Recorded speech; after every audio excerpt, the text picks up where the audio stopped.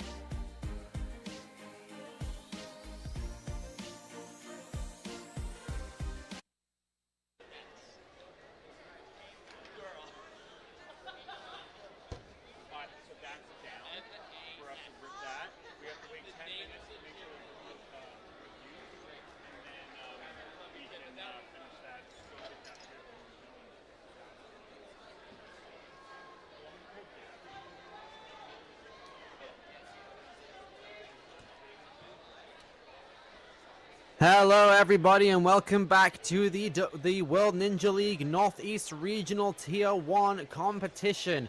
We are out here at the challenge course ready to now set up for our preteen female division out here. So a challenge course is a Ninja Warrior obstacle course that is able to be taken with retries actually. You are able to take 2 retries with you throughout the course.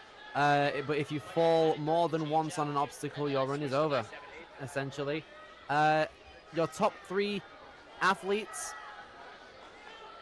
from each individual event will be assessed on this course, essentially, when you look at all of the different regions, and not all of the different regions, the different gyms and different qualifiers throughout every qualifying gym that there has been within the Northeast region, and we are very excited to get it underway.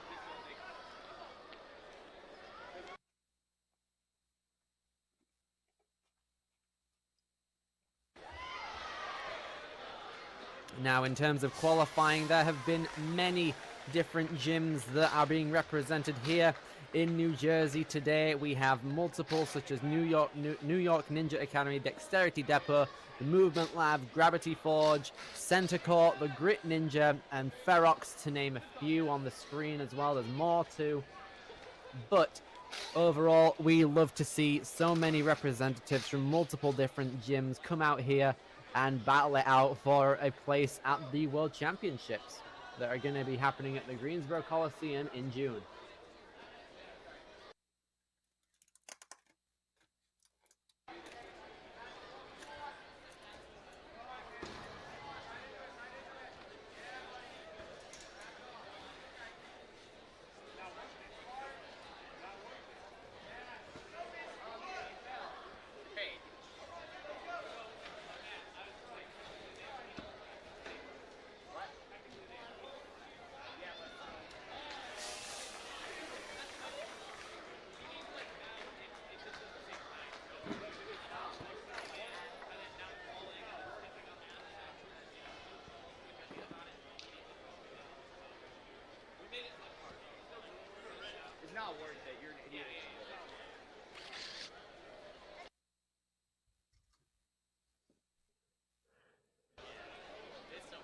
Now, when it comes to the preteen female division, there are 39 spots available with more than 60 athletes taking part in the competition today. So there are quite a few spots up for grabs when it comes to some of the best preteen females in the Northeast, but it's all coming down to this to see which ones are going to be able to go to the World Championships.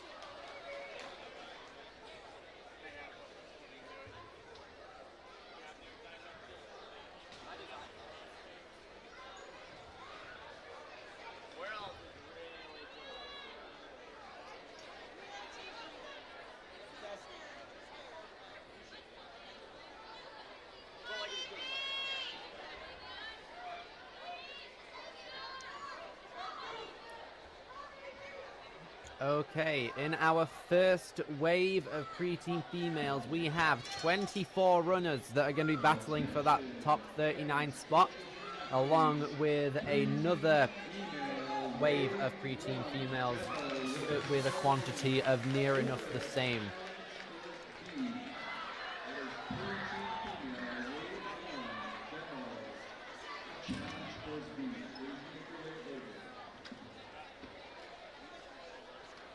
We will be getting our course demo in due time.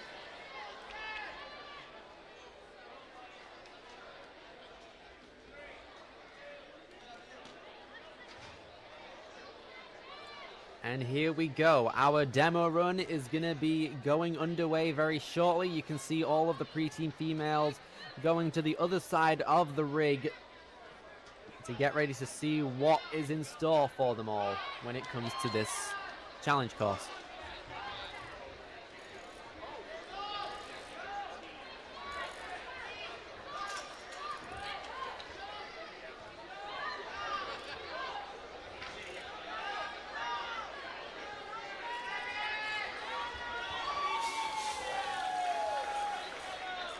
This is the obstacle list that we have seen all day. We have a good variety of upper body obstacles and lower body challenges.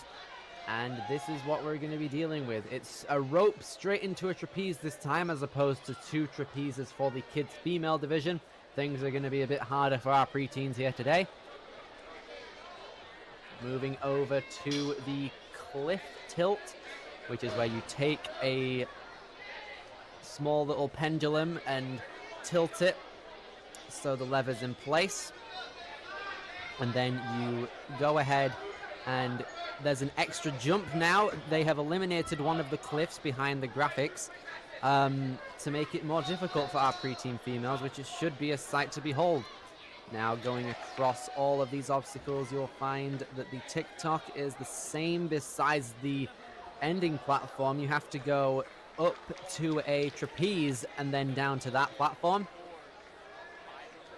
We have some maneuvered little pistons as well, so where some of the grabs aren't eligible to be had.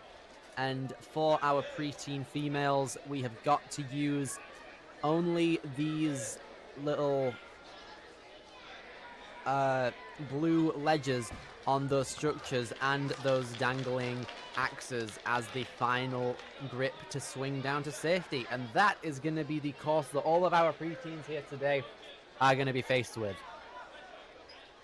It's going to be a very fun course. It's going to be around 3 minutes, I want to say, because that's how it's been for a bunch of the divisions before this as well.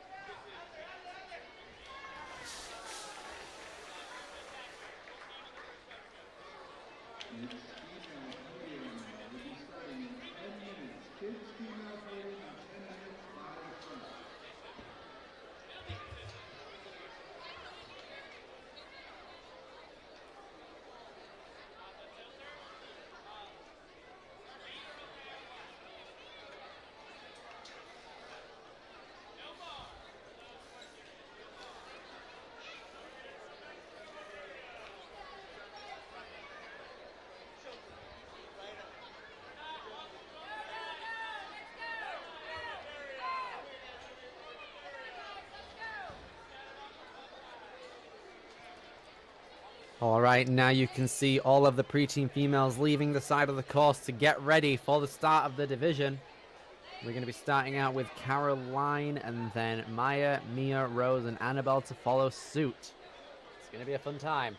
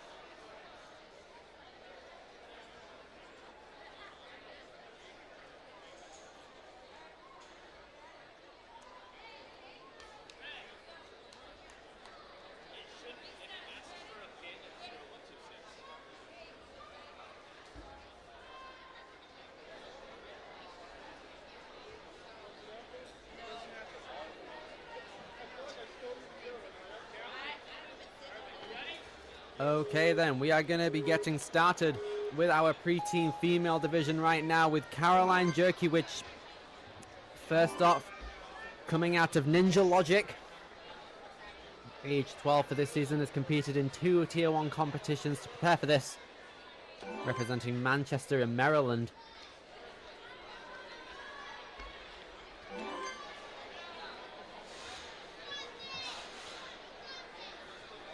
Coming through where she has to force that lever back a bit and prepare for the impact. Very nice. Now she climbs up, getting ready for these 2 cliffs and the jump. How is she going to fare? It's a backwards grip. Oh, unfortunately, it's going to be too much for her on the first try.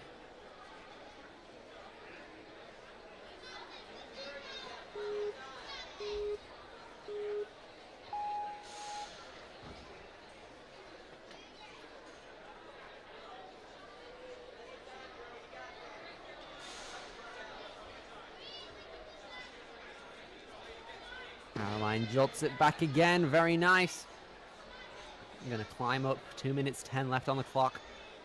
It's going to be an intense field, this one is. The preteen females are definitely known for how compact they can be in terms of their results.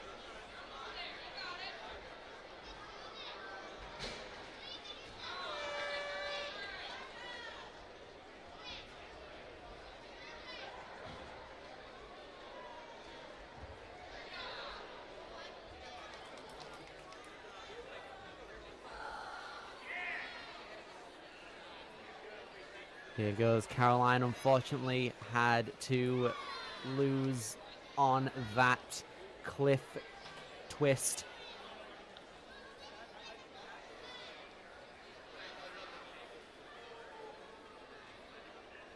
Caroline is now making her way through these pistons with the customized holds too, so you specifically need to not touch some things.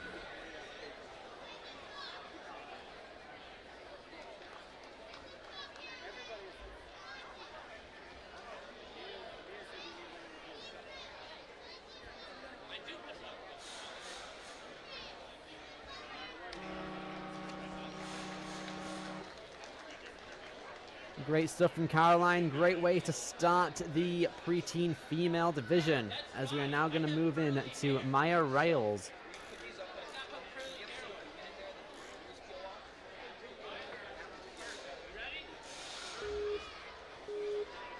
Vertex Labs Academy is the ninja gym she is representing out here today for the regionals in the Northeast.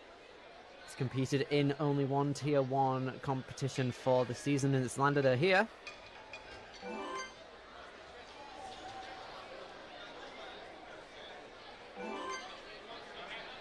Representing Potomac in Maryland, aged 11. Gonna climb up the pole, get ready for impact. Very nice, holding on very tight.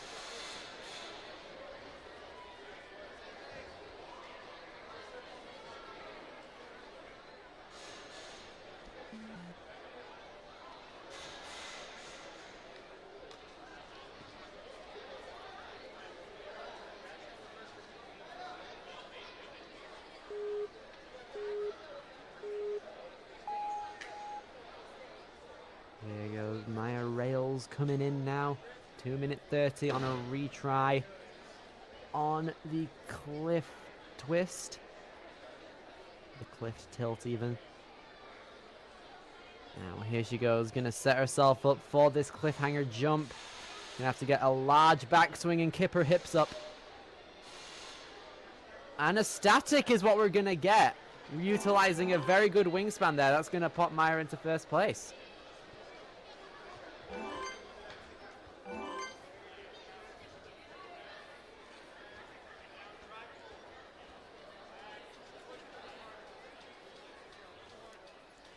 Now Maya making her way over to the trapeze. Sure to make it. Let's go. Very nice grab.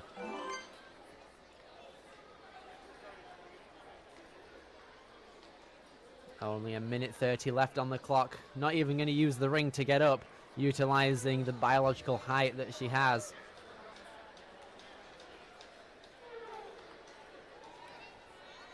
There we go, Maya. Gonna get a nice backswing. Okay, nice recovery on that platform.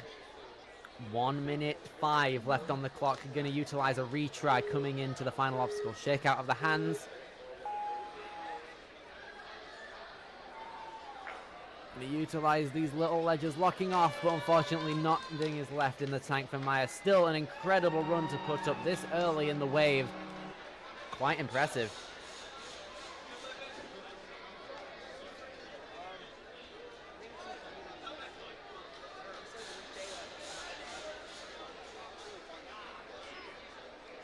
Mia Ricert is next up on the challenge course today.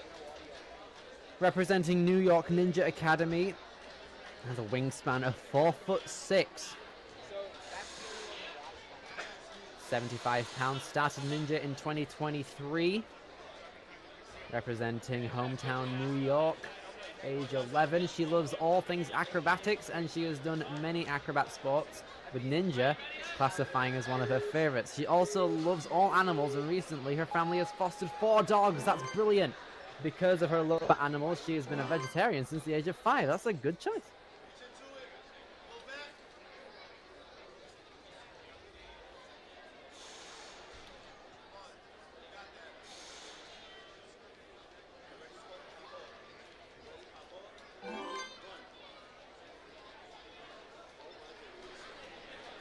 Mia making her way through the course at an efficient pace at the moment.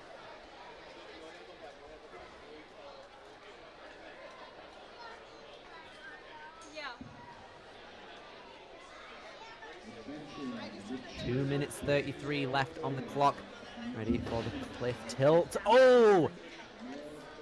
Opted to go for the top little rock hold when I think consistently that little cliffhanger ledge vertically has been the strategy for all of the athletes right now, so she might want to go for that instead.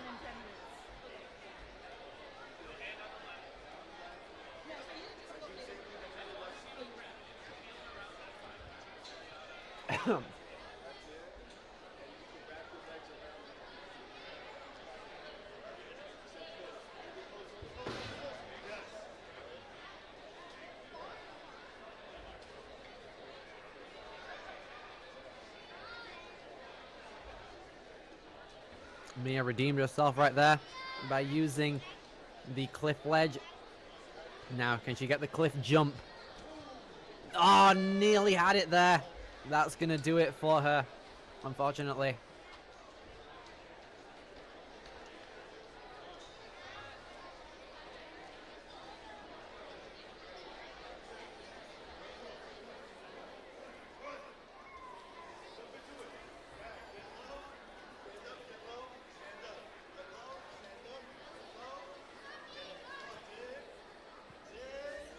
Mia Ricert now coming through on the TikTok, wanting to prove that she can do it.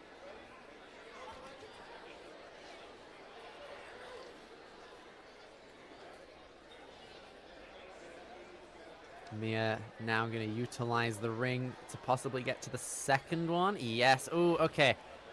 Going to get another go at that second piston.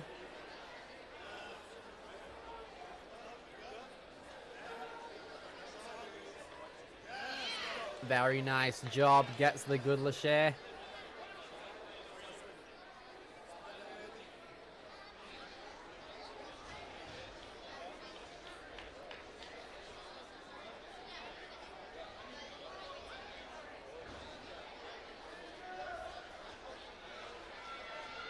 Mia Ricert is unfortunately not going to make it.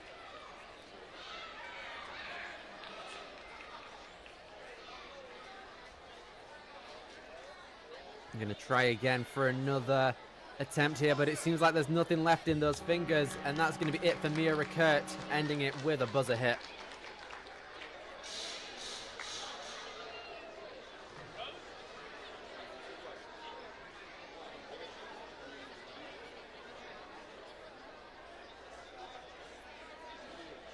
Rose Bartlett is going to be next up on our challenge course today for the preteen female division.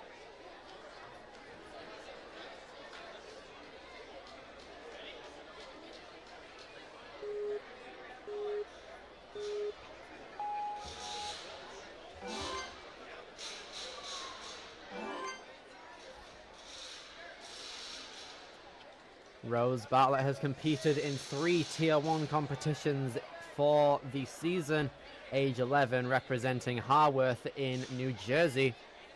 Trying to get a lot of momentum from that rope. Interesting play. Working for her, it looks like.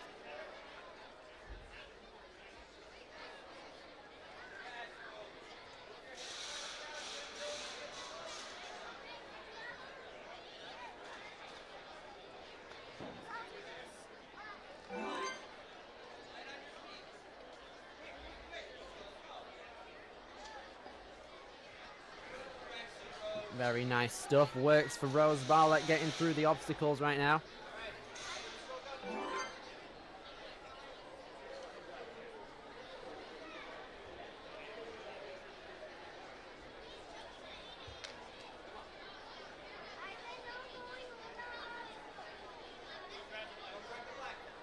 Rose is now going to take her approach to the cliff tilt.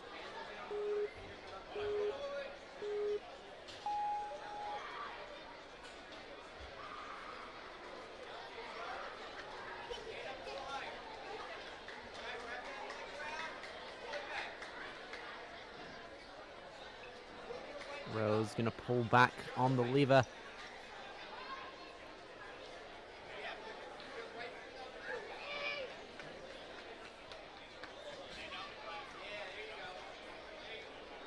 Having trouble trying to pull it back, it looks like. Time's ticking down as well. Here we go, brace on impact. Oh, unfortunately, that's not it. Unfortunate there for Rose Bartlett, but she's going to carry on through the course now.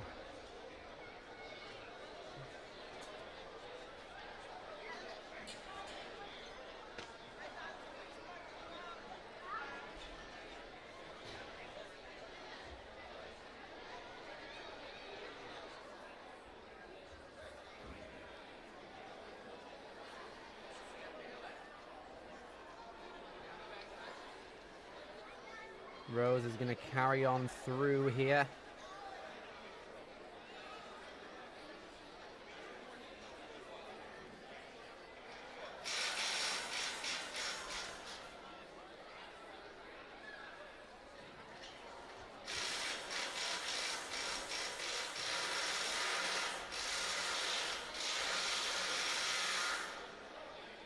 Here goes Rose now, taking her approach into the pistons, giving it a go.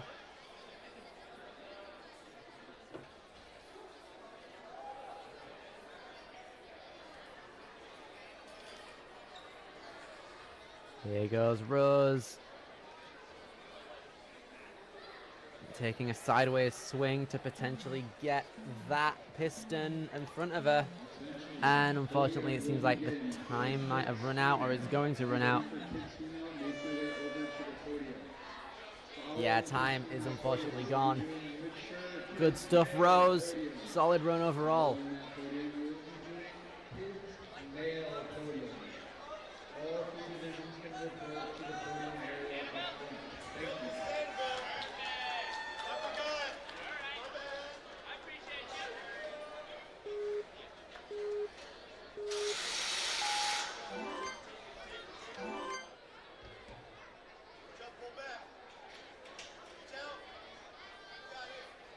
Annabelle Prinsky is now up next on the course. Ooh, it looks like a little mishap there, unfortunately. From the jump from the trapeze to the board. Age 12 representing Brooklyn has competed in 2 Tier 1 competitions so far. Let's go, getting that reach. There we go. Nice. Moving on through now to the float like a butterfly and moving forward now.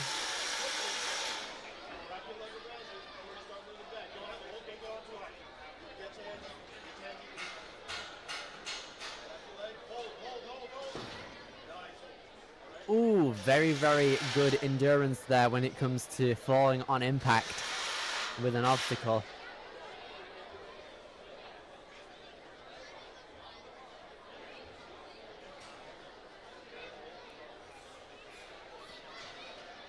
Gonna need a massive backswing with hips tipped up quite high in order to get it, which Annabelle does very, very well. Nice.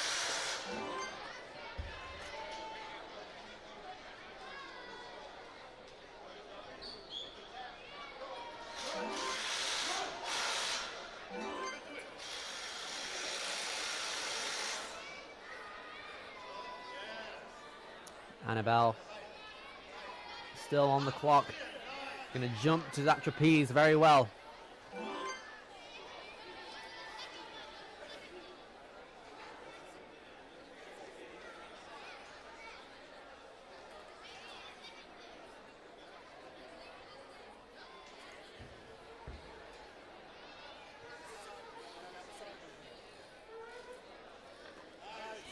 Here goes Annabelle Prinsky very well.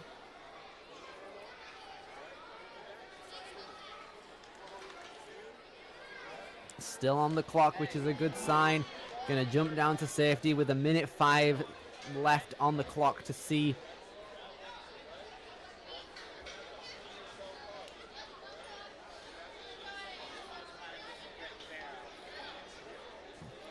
Annabelle now having to rely on her finger strength. Gonna get a restart, it seems, on that obstacle, with time still ticking down.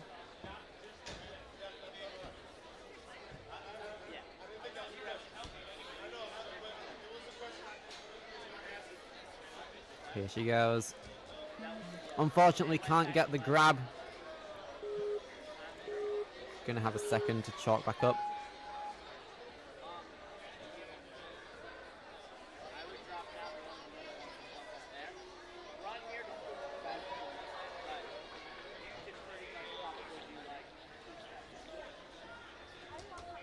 Annabelle unfortunately can't get that jump up to the higher cliff. That seems to be quite a reach, that is.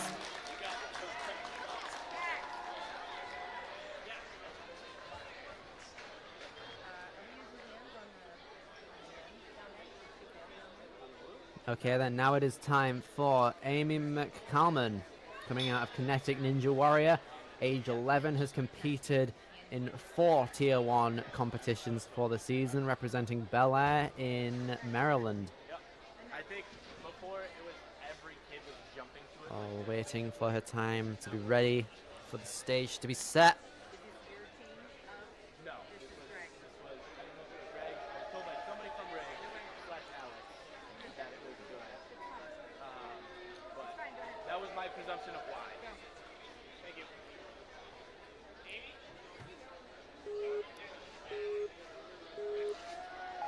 And here goes Amy off on the course, blazing start. Moving on through 3 minutes, 5 seconds, coming into the board here. Nice grab. Gonna make sure she gets enough momentum to get to the dismount platform. All well and good, running across the pillars. Gonna move ahead now to try and get back on the cliff tilt right here. Got to pull it back and get ready for impact. Very nice, very sturdy.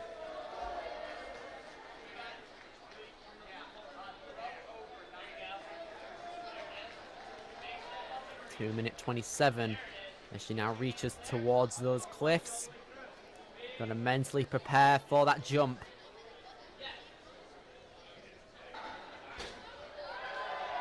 Here she goes. Gotta get her hips high and grab it. Nice! People are starting to get the hang of this now.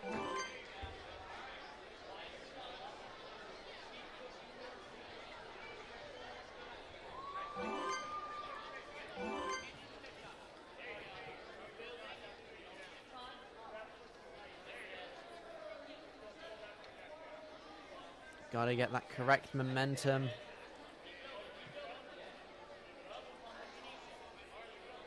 Gotta get a nice backwards jump to that trapeze. Surely has enough for this now. Very high grab, very good.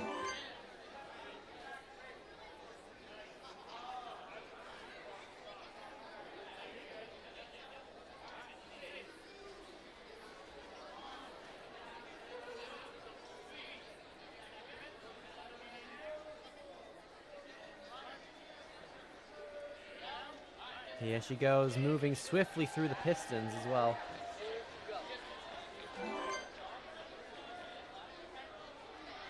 Now as she comes up towards the final obstacle, finger strength has got to be coming through. The hatchets possibly a bit too much. Got to stretch out.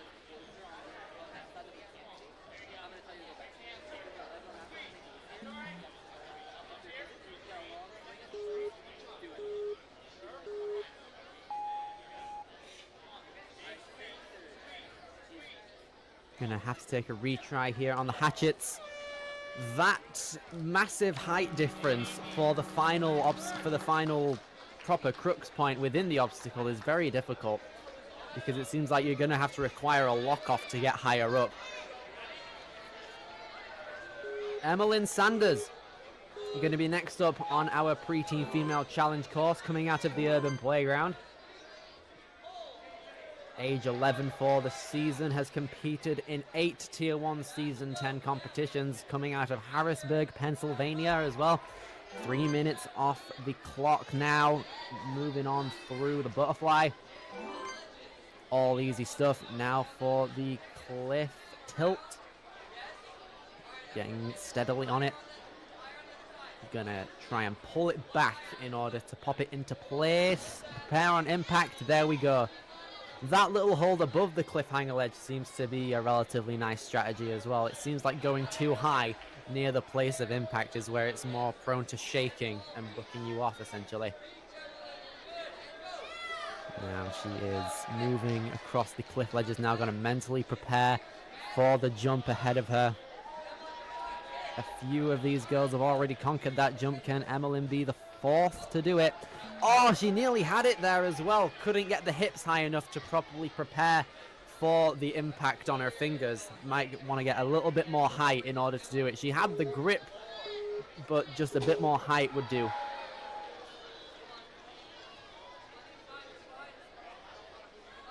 Here she goes again on the cliff tilt. Moving backwards now with 2 minutes left. Time is ticking.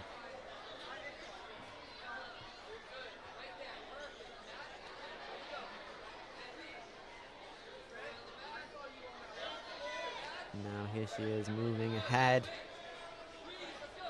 Has to properly get some good height there. Yes, there we go. It wasn't a lot of height that she added on, but it was enough to get her through, and that's what matters in this scenario. Now moving on ahead, we have got the little balance corner. Taking a good trip down there through the agility pads, and now coming up to the TikTok. Got to get a lot of momentum to get to that trapeze. A minute 15 approaching. Coming up to this trapeze grab. Was almost going to go for it there, but is going to get it now. Unfortunately, no. One hand got onto it. Wasn't enough height to properly justify a grip onto it, though, unfortunately. Gonna have to try it again.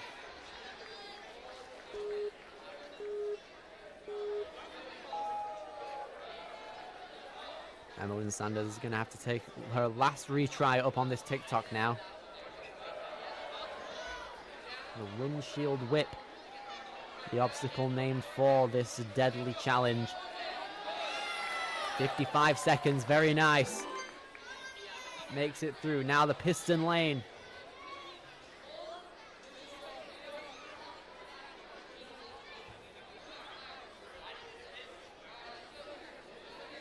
Gonna move on through, just over 35 seconds left. Gonna static the grab, very nice, working out well for Emilyn so far. 30 seconds, gonna get that dismount coming into the hatchets, but it's not gonna be enough time to possibly clear it unless you rapidly go ahead with these cliff ledges.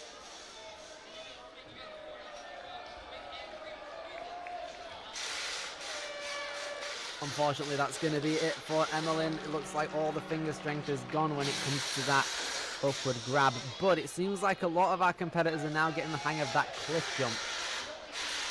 Let's see if Sundell Boggden can be the next one to conquer it. Coming out of the Dexterity Depot in Mechanicsburg, Pennsylvania, or near it. She has competed in 2 Tier 1 competitions for this year. Age 12, ready to rock this course. Here we go.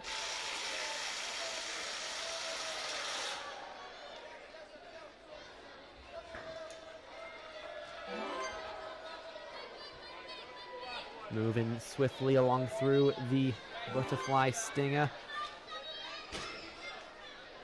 Now the cliff tilt beckons.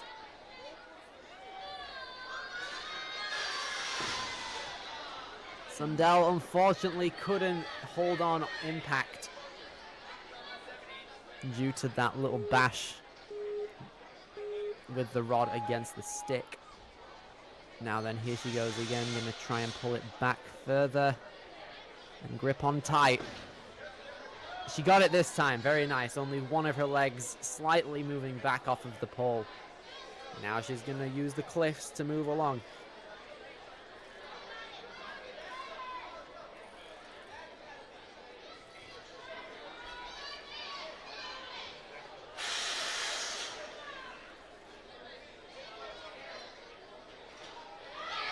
There goes Sundell with the good cliff jump. And that makes our top 5 all survivors of that obstacle, as Emilyn, or Sundell even, now comes into the next obstacle, these little vault pole balance apparatus.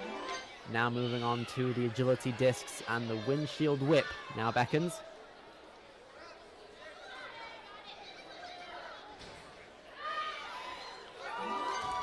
Nearly backfires on that descent platform, but she's going to move on through the piston lane. Going to immediately grab the backside of that piston. Very well done to Sundell so far.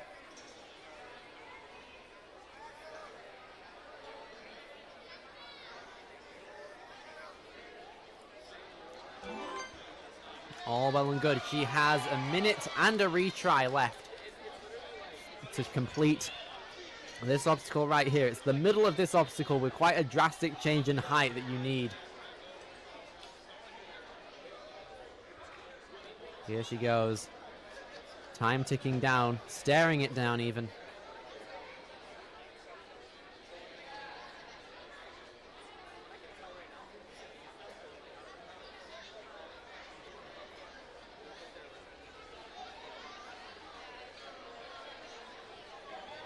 Here goes Sundell reaching out, mentally trying to prepare herself for this big jump. Is she going to be able to grab it? No, unfortunately, no. Going to have to shake out the hands, and 22 seconds left for it. Might be a bit difficult. Here she goes again. It's really difficult to try and get a pull-up there. That's the kind of consensus these athletes are coming to at the minute. But that's going to put Sundell in second. Let's go, Katie. You got it,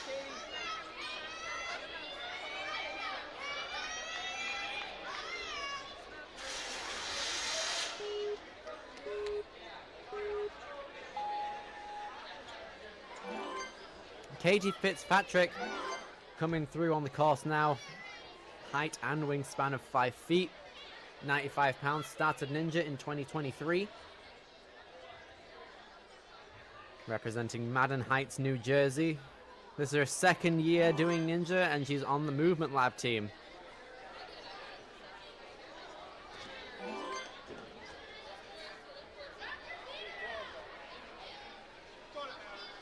There goes Katie on the cliff twist. There we go.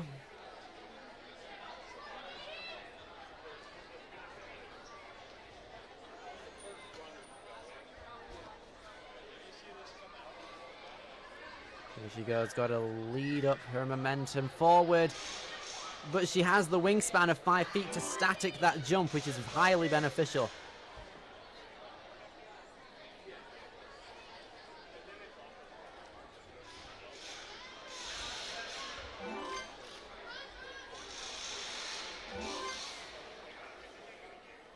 Here goes Katie, not having to use a retry so far, hoping to keep it that way until the end of the course. Makes the jump effortlessly.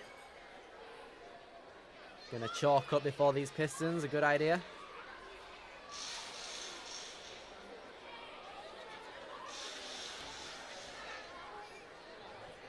And she's gonna get that momentum already.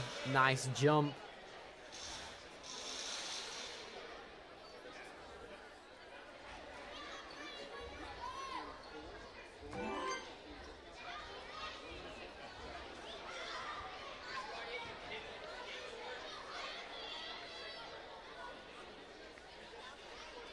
Here goes Katie, gonna fire herself up for that jump. It's very difficult.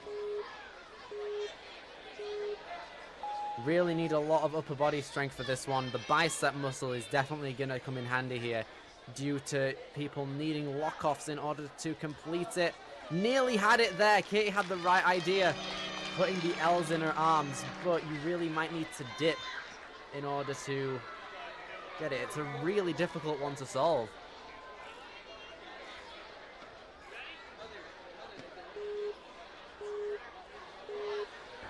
Kela Domencic next up, coming out of the Grit Ninja in Pleasantville, has competed in 4 Tier 1 competitions for the season, coming out of Ossining, New York, age 12.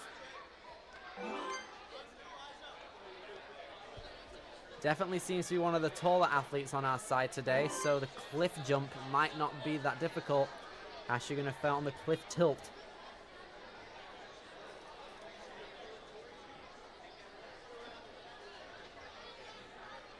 Here she goes, wrapping a leg around for extra security, working out for her.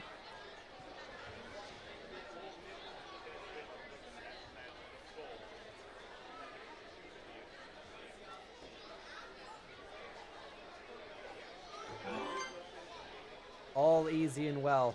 Not a problem for her at all. Kela now taking on the balance pipe, all well and good. Across the agility disc, coming up to the windshield whip.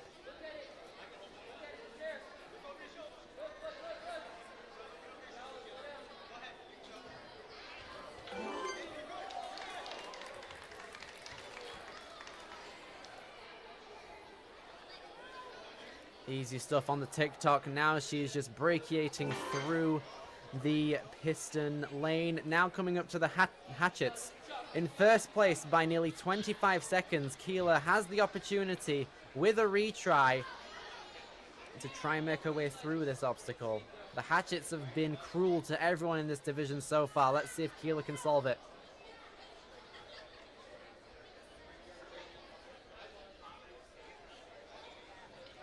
Here she goes. Yes! There we go. That's the high grab we've been looking for. Kela now brachiating through the cliffs. All she needs to do now is grab both of the axes. All she needs to do is just do that again, but with a higher jump, using her hips to propel herself forward and upward.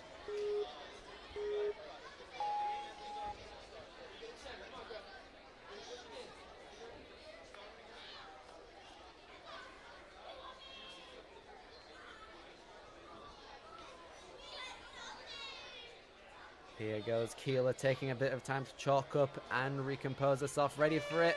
Oh, unfortunately, isn't able to grab back up. Hits that buzzer.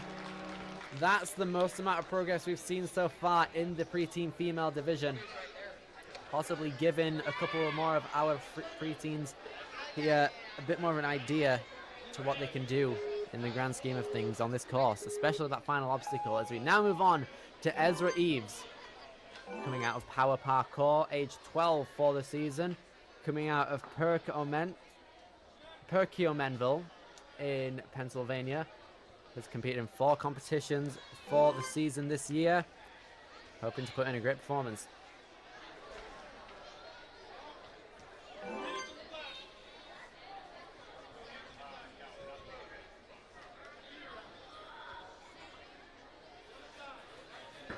Here goes Ezra on the cliff tilt. How's she going to fare? Going to opt for the cliffhanger hold, possibly.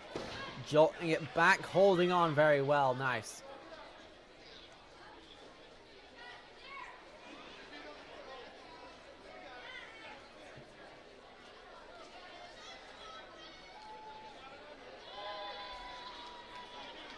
Here goes Ezra Eaves. Gotta get a nice pull back with the legs. Could potentially reach out if she wanted to. But nice jump either way. Well done to Ezra. Moving on without a fail so far.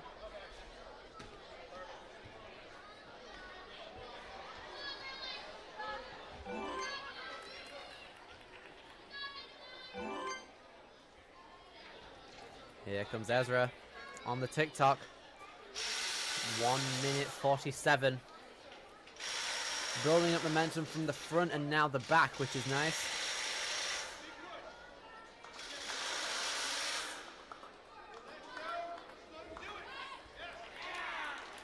Very nice from Ezra. Flawless jump. 1.5 minutes now coming into the piston lane.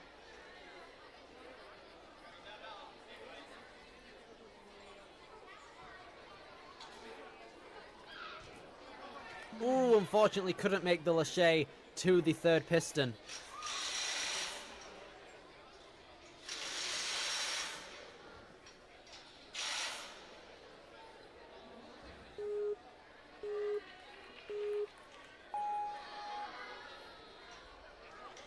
Ezra Eaves now coming through, 1 minute 10 on the clock. Not another retry can be used on this obstacle, so she has to beat it to progress.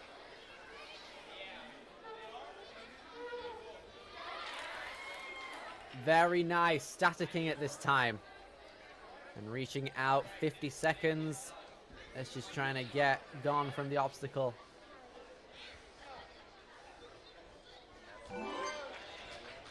There we go, descending very well.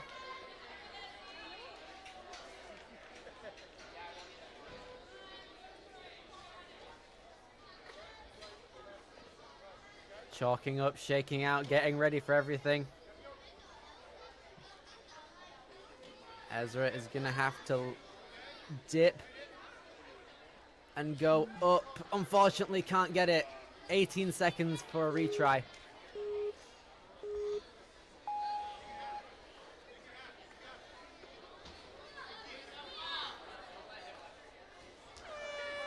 Oh, unfortunate there as well. These guys are finding it really difficult to properly get themselves up with height.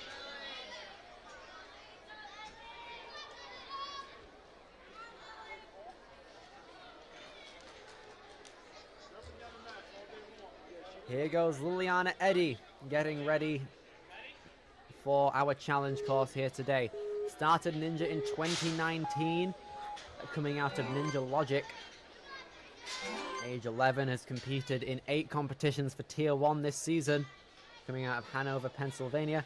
Lily has been doing Ninja at Ninja Logic since she was 5 years old, so that's a long time she's been doing this stuff, over half her life. She loves to bake and do crafts. She is homeschooled and in 5th grade currently.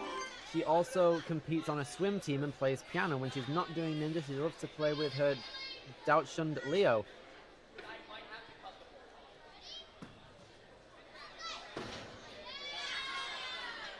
Good on the cliff tilt as well.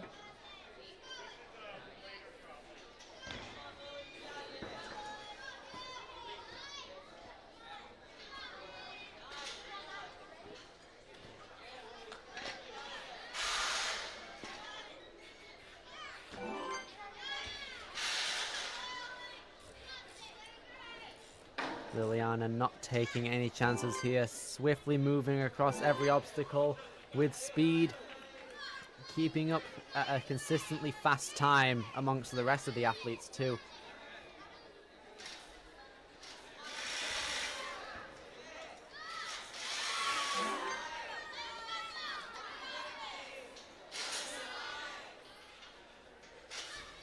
A minute 45 now.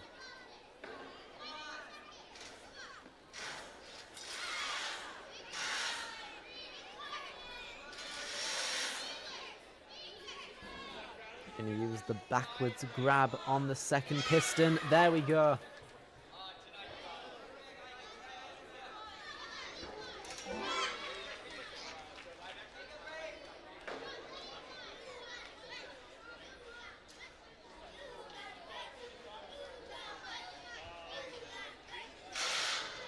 Liliana Eddie now coming up to the final obstacle. This is the one people have had trouble with, but she did have a solid grab there for a bit. You're going to try again.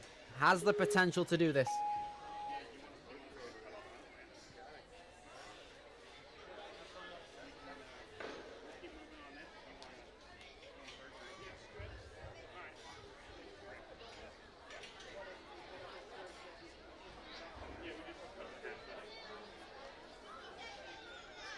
There goes Liliana, got to try again. Unfortunately, there couldn't get the lock off on one hand. That's going to end her run, putting her into third place so far. Only 1 second behind second.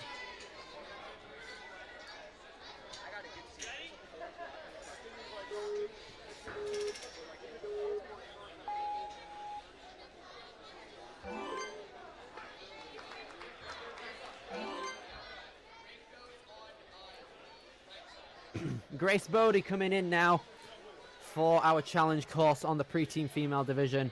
The Ninja Fitness Zone is the gym and team that she is presenting in from her hometown, Mount Laurel in New Jersey. She's competed in 8 Tier 1 competitions throughout the season at age 11.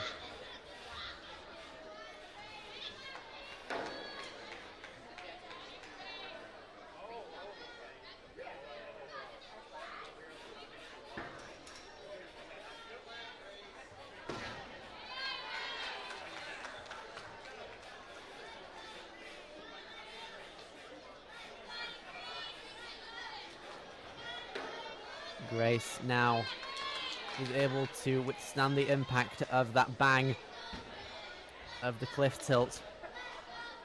Grace now has to reach a long way for that opposite facing cliff ledge. Gonna have to put in a hard jump there, very nice. 2 minutes remaining coming into the turnaround.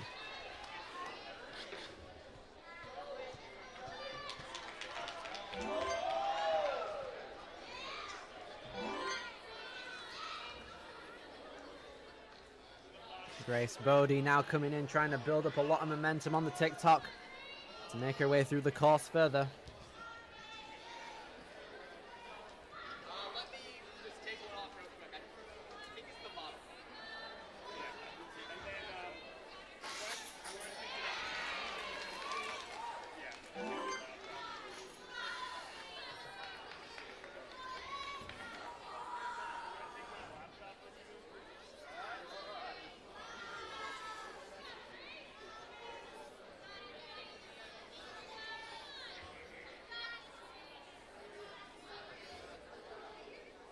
Grace Bodie now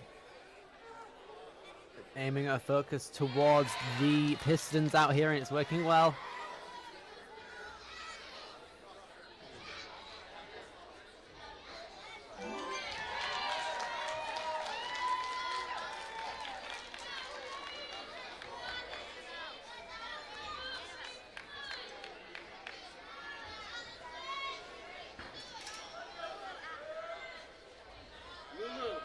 Here goes Grace. Is she going to be able to get the height necessary to move further into the obstacle? She hasn't got that much time. Unfortunately, went to the other side of the little wall there. Interesting. Going to try again with the time she's got left. Here goes Grace. Moving up. Oh, nearly had it there. The grip basically there. That's going to put her into 8th place. I'm gonna cross over.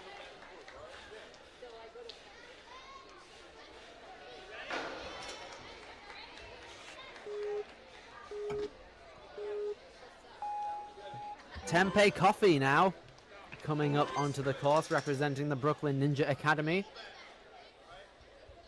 Started Ninja 2 years ago, has competed in 3 Tier 1 competitions across the course of the season. Coming out of New York, age 12, wrecking the course so far. 2 minutes 50 coming into the cliff. Coming into the cliff tilt.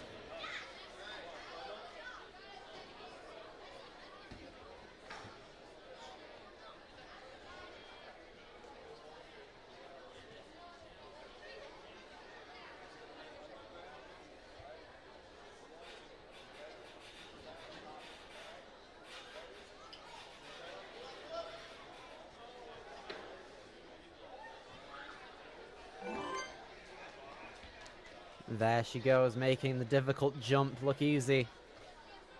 I'm gonna carry on moving the course now. Getting a nice secure grab onto that TikTok and bounding back and forth.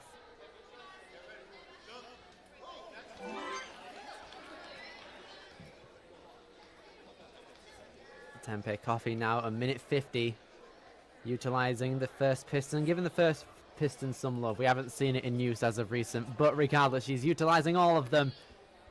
A minute 40 now.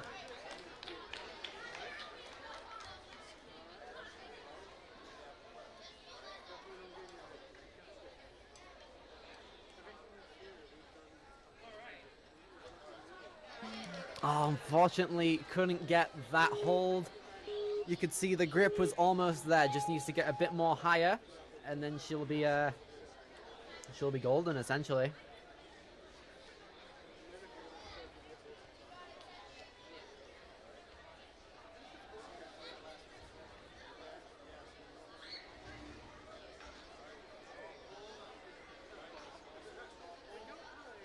Here she goes. Yes, she's got the higher grab.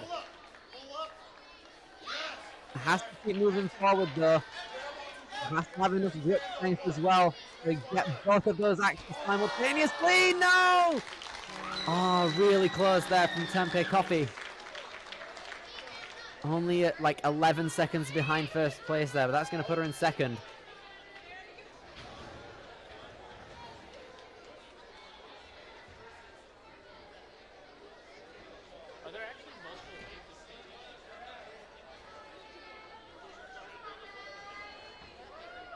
Now then, next up on the course is going to be Emily Lang coming out of Power Parkour.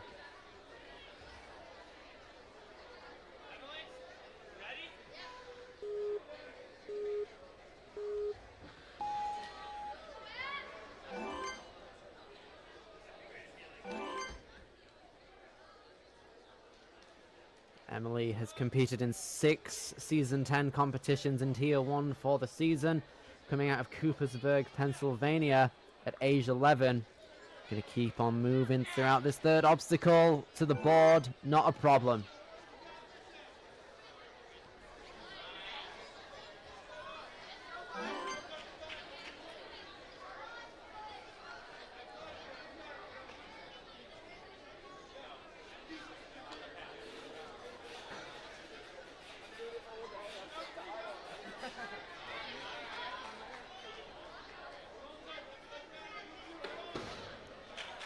Nice brace for impact right there, did Emily, for the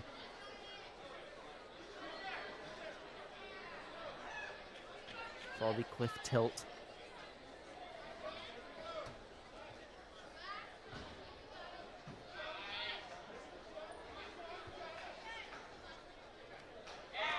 Yes, there we go. Emily making it. Very well done there. Everyone is making it past these cliff transitions now. All well for her. Oh, she seemed to have overshoot the platform, so that's going to count as a retry on the balance obstacle.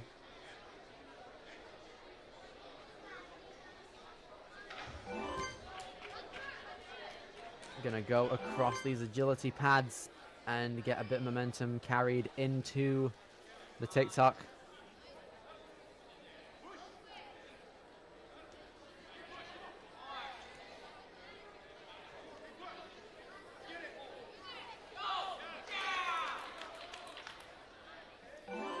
Nice little jump there to the trapeze. Gonna move on straight to the second piston. Grab the backside of it.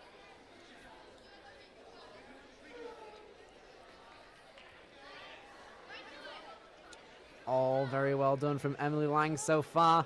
With just over a minute remaining as she's attempting to go to the dismount platform.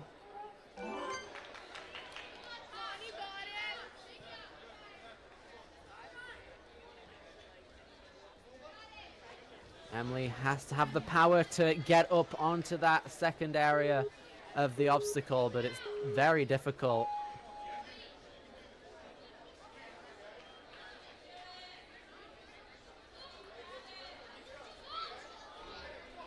Gonna have to get that swing. Unfortunately, doesn't have the finger strength to hold herself up after all of that course.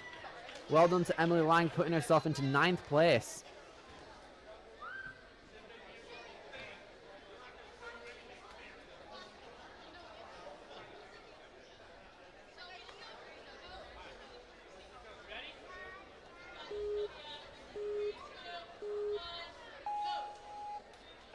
Olivia Korea now, coming out of the factory at Reach, coming out of the King of Prussia in Pennsylvania.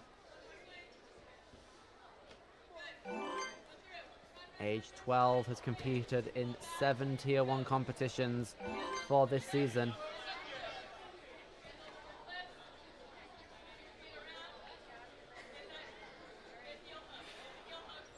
Gonna pull back on the cliff tilt.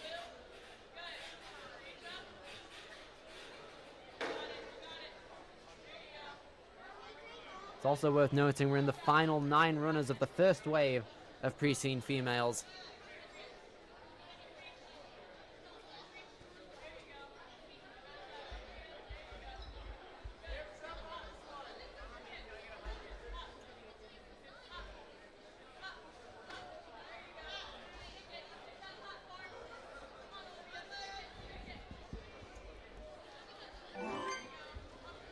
Olivia Korea, not a problem for her. Through the cliff tilt, skipping that platform straight into the TikTok, not wasting any time, wanting as much momentum and time save as possible. Saving 9 seconds. Chalking up before the piston lane.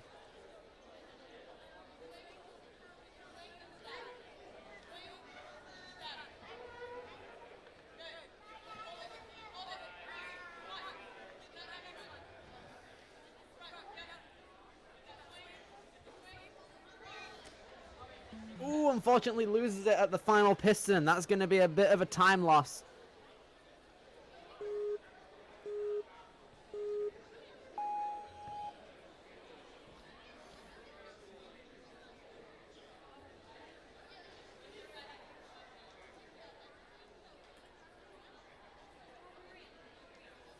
Going to swing up to the second one first off.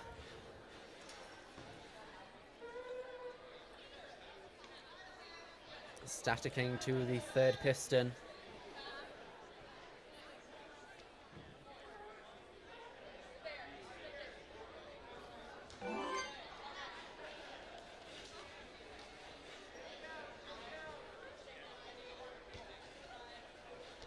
Gonna shake out her hands, getting ready for it. She's got a retry in the pocket. Olivia Korea.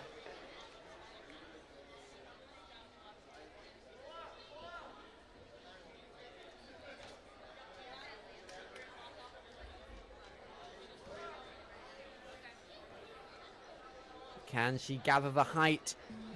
No, she can't. It seems like everyone's fingers in this division are now getting really sore and tired when you get to this point in the course. So you really need to brute force everything and hope that you can hang on to these very small cliffs.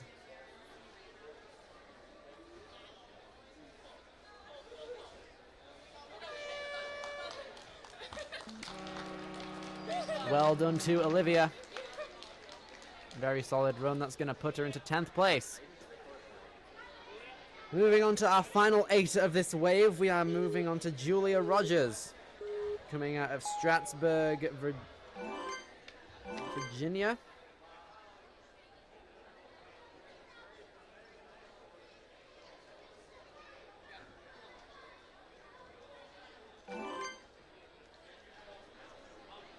Age 11, has 7 competitions of experience for this year's season.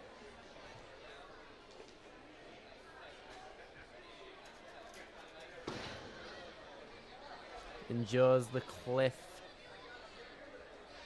tilt.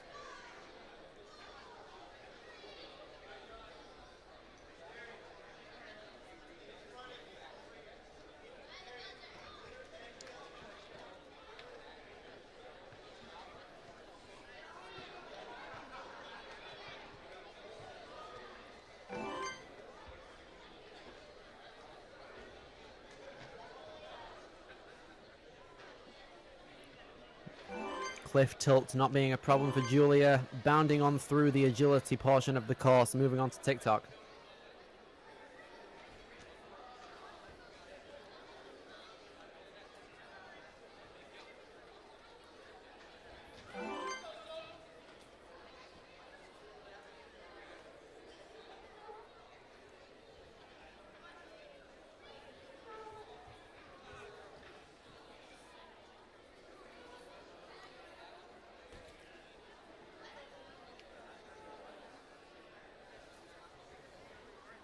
Julia Rogers not taking any time to rest here on the piston lane. Going down to safety. No one has been able to clear the final obstacle so far today for the preteen female division. Gonna see if Julia can be the first to do so.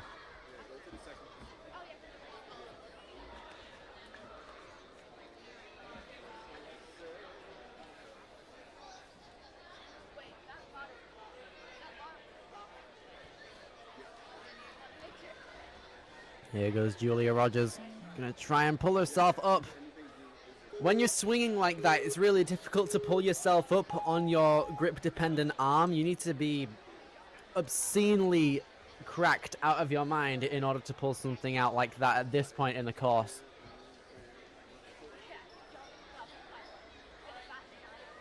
Gonna have to pull up to the other side, unfortunately. Not being able to hack it, Julia Rogers. Good attempt, though.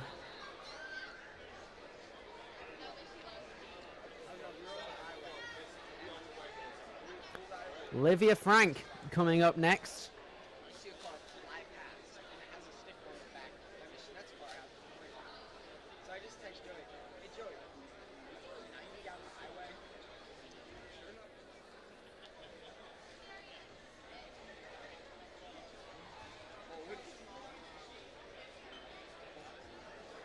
Olivia Frank coming out of New York, New York, representing New York City Ninja Academy. Height and wingspan of 5'6", 99 pounds, started Ninja 3 years ago.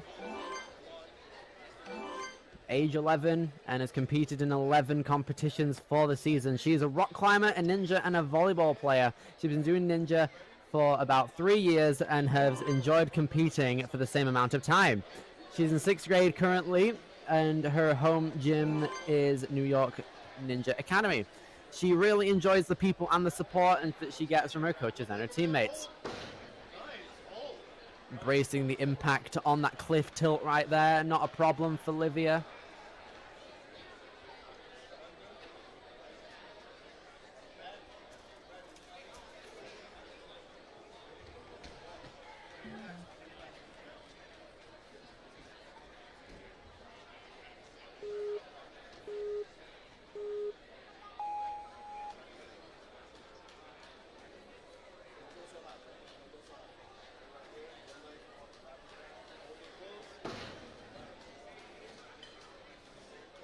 Olivia Frank gonna have to take a retry on that cliff. Got to get a lot of momentum ready for that cliff jump. High hips. And that's what she got. Very good. Moving on to the little balance agility corner now.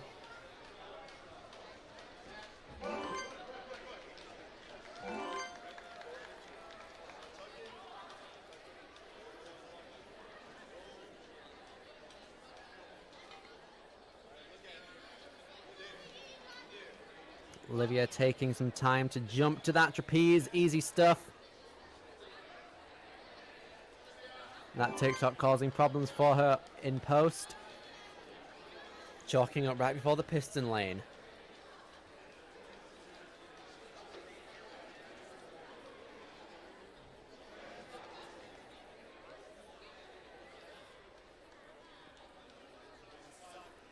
Olivia Frank coming out of New York City Ninja Academy. 1:06 coming in.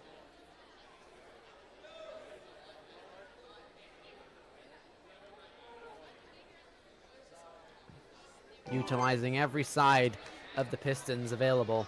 Now Olivia has 50 seconds to try the final obstacle out here, the hatchets. She has a retry available.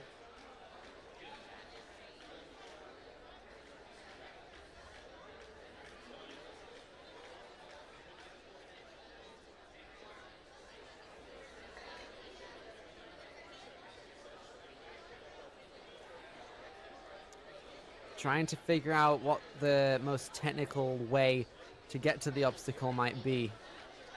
We can see the coach trying to make some inventive strategies. Oh, but unfortunately their finger strength is just not there right now.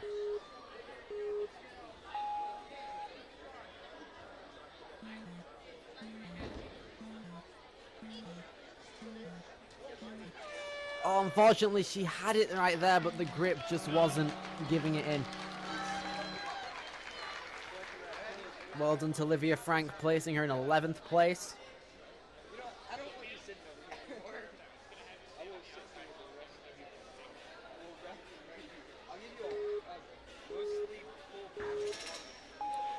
Sophia Kovville coming up next now. Age for the season is at age 12. She's competed in 8 Tier 1 competitions for Season 10, coming out of Pleasantville, New York.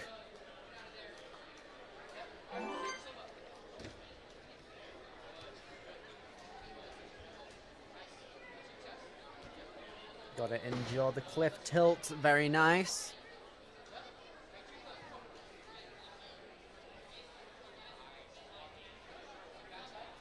Currently 3 seconds ahead of Kela in first place.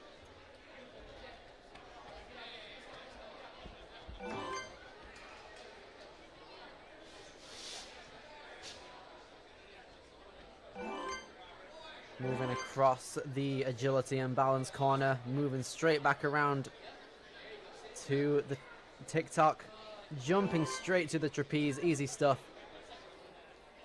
Now to the pistons.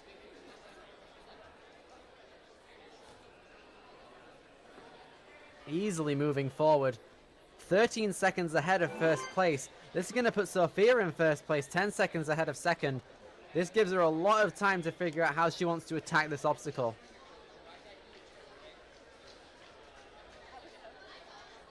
The hatchets now coming in.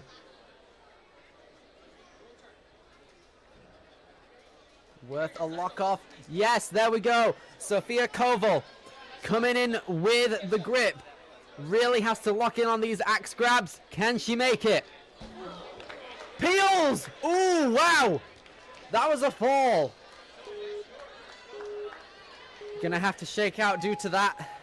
Recompose herself. She's got 1:30 to get all the blood pumping around in her body.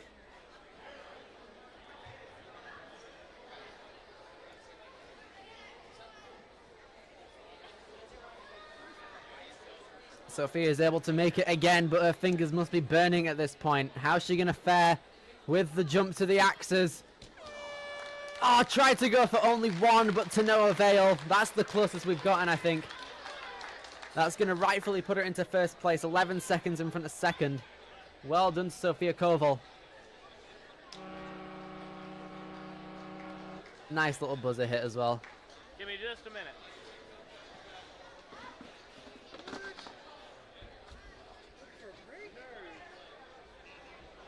Okay, that was supposed to come off like that, and it didn't. I'm so mad because that made me chew on cardboard.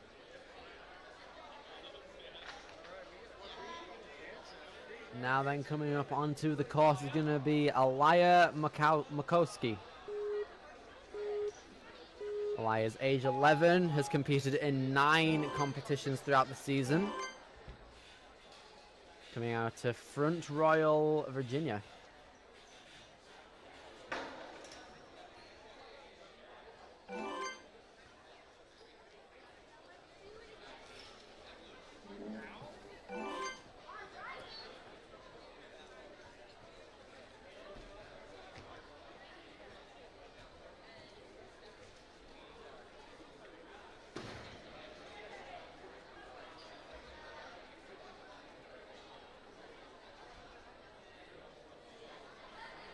Aliyah making quick work of all the obstacles in front of her. Getting some great grip onto these cliffs. Very great wingspan usage as well.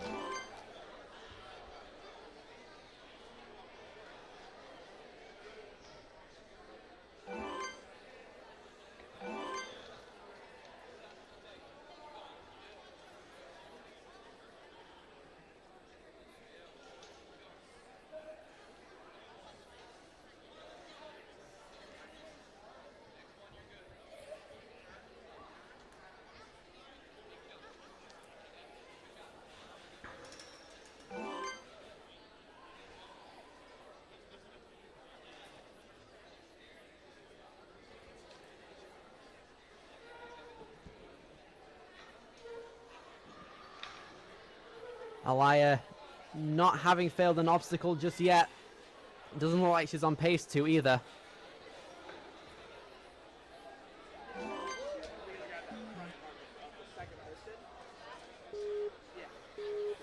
Gonna take a bit of time to get ready for the final obstacle. Gonna chalk up, has a minute 20.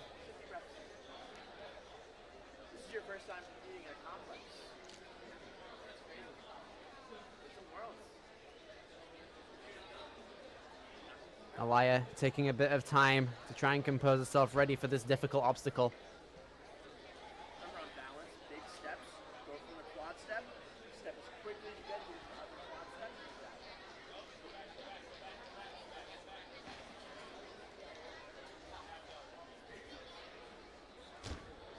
Oh, unfortunately can't get it. Turned around at I think the wrong time. Gets the buzzer though.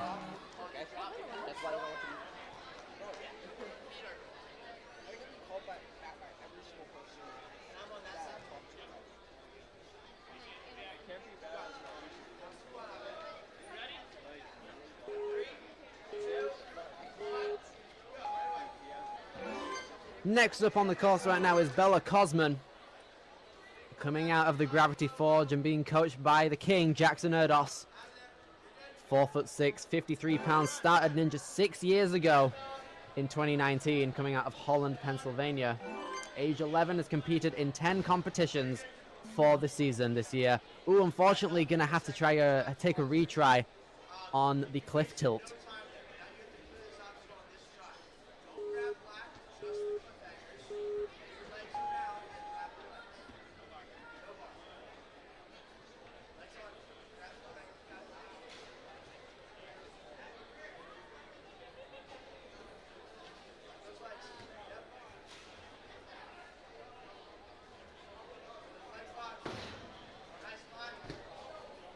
Unfortunately, Bella is going to go out on the cliff tilt, not being able to withdraw or withstand even the power that the pendulum is taking.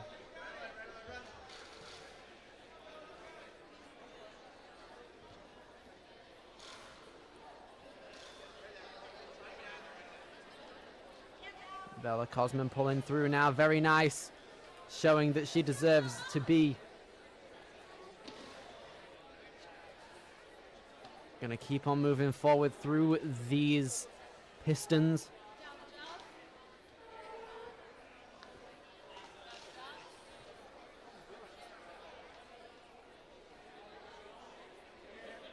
Looking to skip the final piston as well. I don't think we've seen that yet today. Gonna get some chalk from Jackson Erdos, ready to take on this final obstacle. Now, even though that she has failed the cliff tilt, it's worth a shot to take on this obstacle that no one has beaten yet. Oh, tries to get the jump up.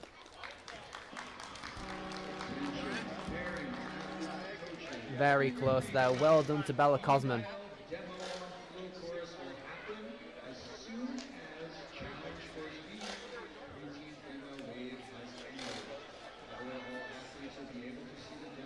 Now they're moving on to our final three competitors of the first wave of the preteen female division. Melania Esposito, coming out of Nova Ninja and CrossFit Ludone.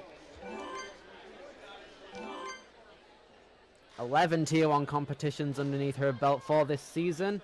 At age 11, she's representing Delray Beach in Florida.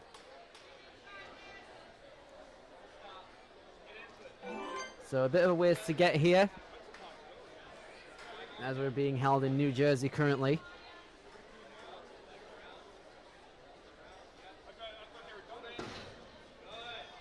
Very well done to Melina.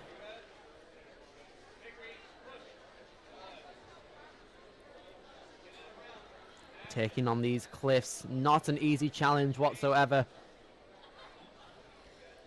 Some of these preteen females don't have the biggest builds, so when it comes to the biological differences in terms of wingspan and height, that cliff jump in particular is difficult. But Melania making her way through without any problems whatsoever so far, bounding across those pads.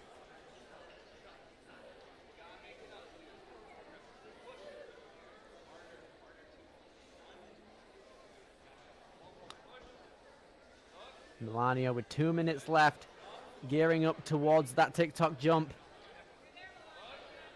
Possibly on this one. Yep, setting up like it is. Very nice. 1 minute 50 coming into the Pistons now.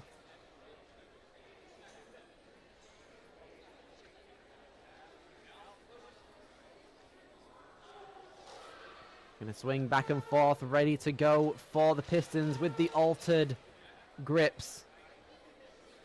Gonna have to go on the outsides there.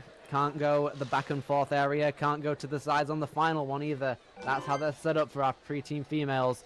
Now then, here we go. The final obstacle of our challenge course right here. The hatchets. No one has beat them so far in the preteen female division. Can Maliana be the first one? Oh, unfortunately no. Right, okay, we're gonna have to go back to the start line. Give a little bit of time for for Melania to recompose herself, with just over a minute left on the clock. She has a lot of swing. Is that going to help her? Yes, it is. She has the grab up to the top part. Now she just needs to swing in order to get both of the axes. She gets it. Melania Esposito is going to be our first challenge course clear of the preteen female division. Love to see it. Well done. Absolute insanity right there. Finally, it happened.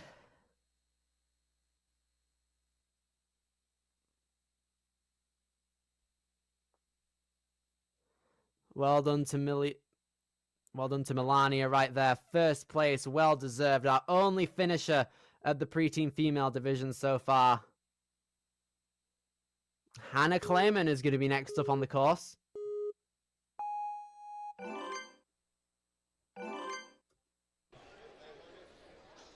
Here we go. Now moving into Hannah. New York City Ninja Academy is the German team she's on. Height of 4'10", wingspan of 4'6". Started Ninja 2 years ago in 2023. Coming out of New York, age 11 for the season, and season 10. Her total amount of competitions for season 10 is 6 right now. Ooh! Just peeled out on the cliff tilt.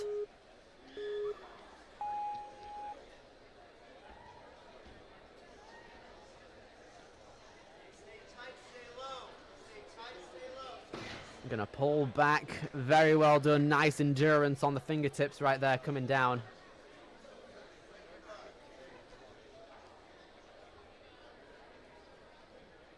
Campusing her way through to swing back. Very nice. Hannah Clayman. Easy stuff for her. Disregarding that retry as well.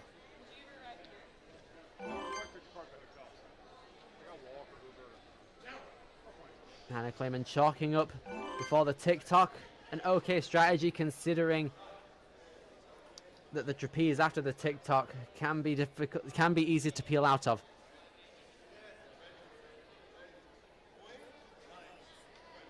Very nice stuff. Gonna come back onto these pistons now.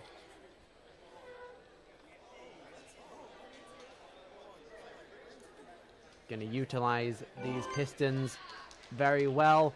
Can we get another one of our clears right now? 1:25 on the clock. Hannah Clayman going to try her best to utilize these small, uniquely built cliffs to her advantage in order to clear this obstacle. Gonna take an optical retry. Tactical reset, chalking up, ready for these difficult holds.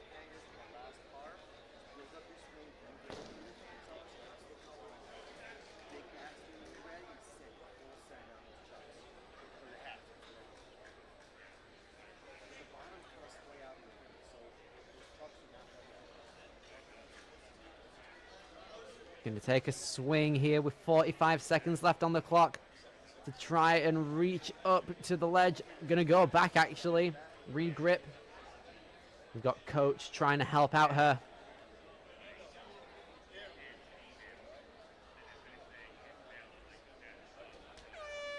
Oh, it seems like the cliffs are just made for one hand, so using two hands on them, not going to result in a clear. Hannah Clayman in 5th place, though. Very impressive. With that, we've moved on to our final competitor of the first wave of preteen females. It's going to be Emily Balco, one of the best that the preteen female division has to offer. 5 foot, wingspan of 5'2", 95 pounds, coming out of Danbury, Connecticut, representing Ninja Mania. She has been a finalist competitor at WNL World since 2020 and also a Premier Series finalist. In 2024, she was the New England region runner-up, the 2nd place for the preteen females at WNL Worlds last year, and also got 3rd place for Strongest Ninja last year in her division. And it's clear to see why. Very impressive out the gate. Incredible stuff so far as of Emily not stopping for anything. You can tell that the audience is hyped to see her. Here we go. 2nd place so far, 25 seconds ahead of Melania. Oh, Melania, sorry. Here she goes, locking off with expertise. That's the technique we've been trying to see the entire time. All comes down to just the axe grabs now. And there she goes, getting high grabs on the axes. It's going to be Emily being the 2nd clear of the day. A full 1:20 seconds ahead of 2nd. Absolute madness. Wow. That was crazy. Oh my goodness. Right then, the preteen female first wave is over and done with. We will be back right with you very shortly. That's going to be me done for commentary. We're going to have Kane Casillas joining us, ready to take on the 2nd wave of preteen females for that division. With that, I've been Billy Dixon. Enjoy the rest of regional action for tonight. Question now.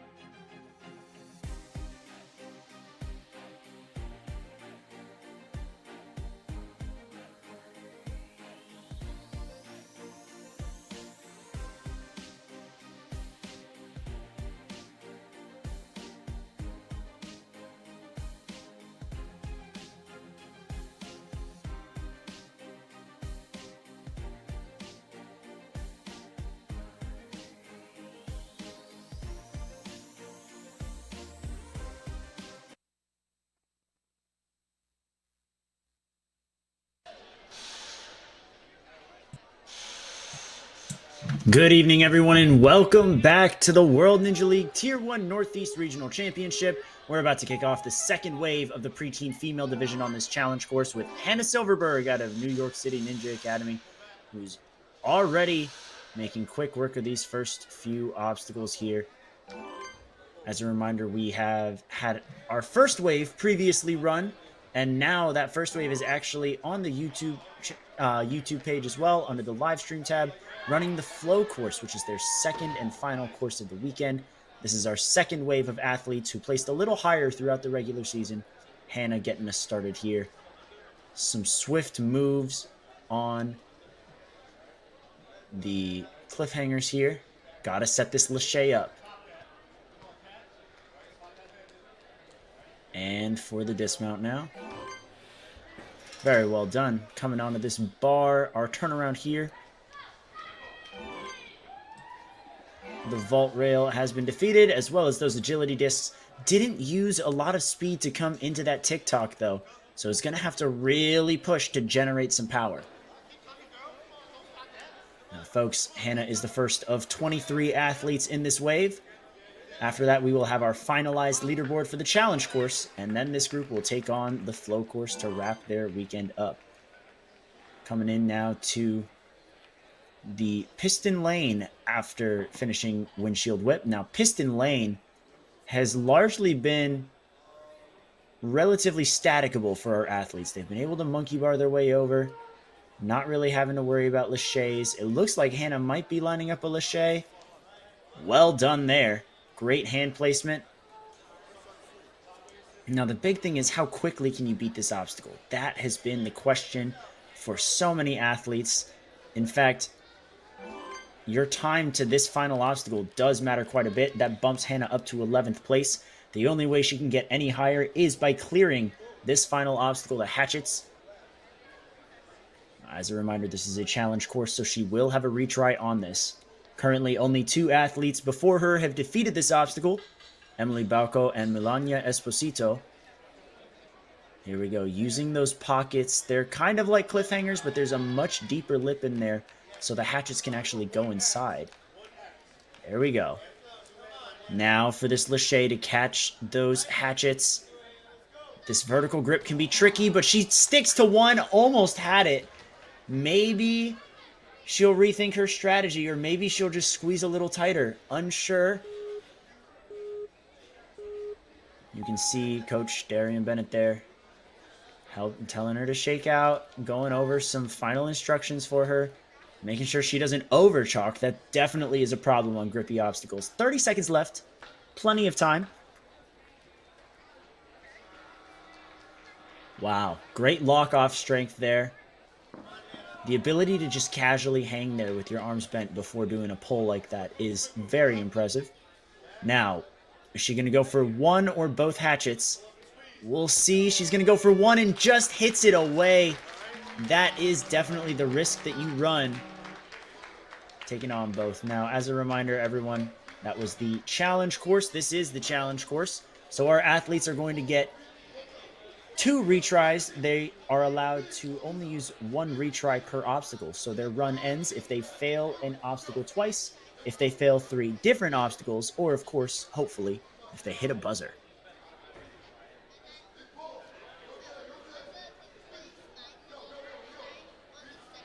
Now we have Lucia Aventajado, Lulu, as she's known. So she really likes generating swing and foot dexterity. There's quite a lot of those types of obstacles to start. Lulu coming out of the Brooklyn Ninja Academy. I have a very coach's perspective on that as well, which is if I can be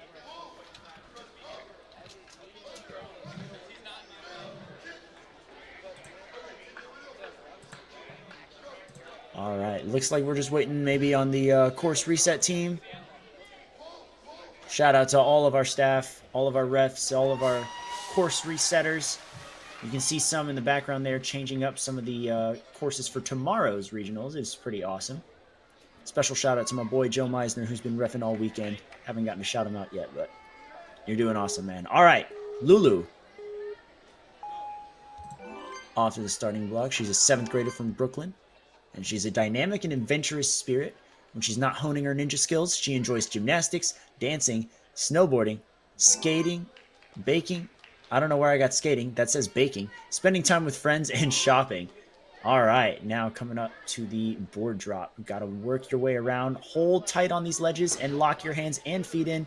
Good use of straddling the legs there. Now to climb up to these cliffs. Well done.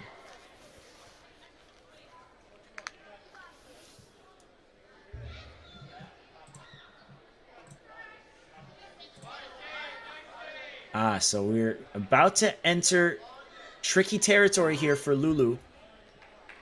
Foot dexterity is the obstacle type that she says is the most challenging for her. Has a close call there, but she's good. She's going to sprint right across and into that TikTok, building up a lot of swing here. Very solid work.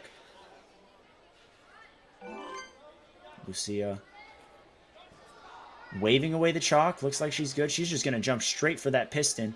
And you know what? Time to this point is definitely going to be big. You can see third on your leaderboard, Sophia Kovville.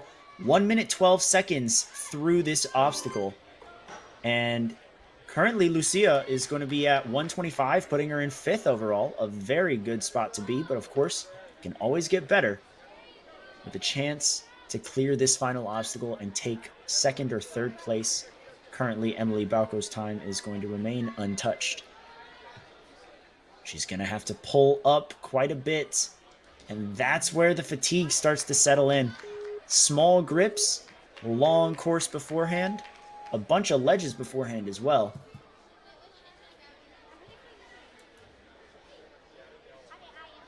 There we go. You can see Coach Darian helping her visualize. Now she's got a pull here. Matching both hands on one pocket. Almost had it. And Lucia Aventajado is going to take 5th place for the time being with 1 minute 25.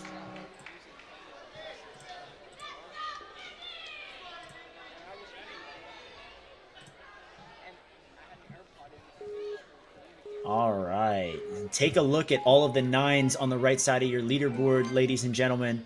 That 9th obstacle, clearable.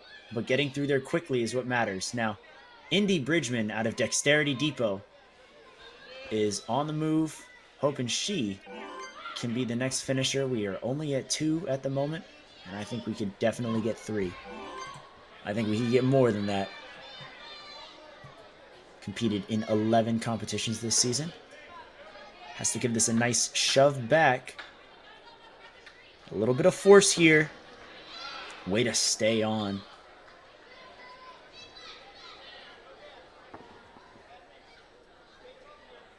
All right, grabbing this reverse grab, gonna match and pop potentially. Looks like she's setting her hips for it. Great catch. And the dismount.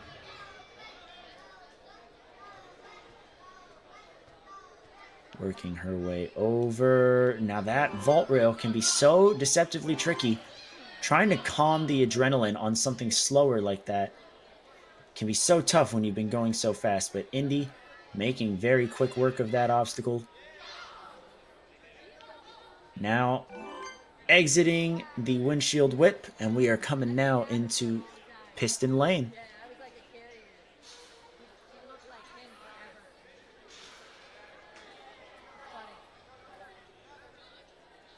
Good pull. She should be good for the dismount. And she is. She's going to jump into 6th, just behind Lucia, who was in 5th previously. So a clear will automatically put her in the top 3. It does not look like she will be fast enough to beat Emily Balco's time, but she does have potential to take Melania Esposito out of 2nd. All right, utilizing her first retry. This is the only retry she'll be able to use since it's the final obstacle.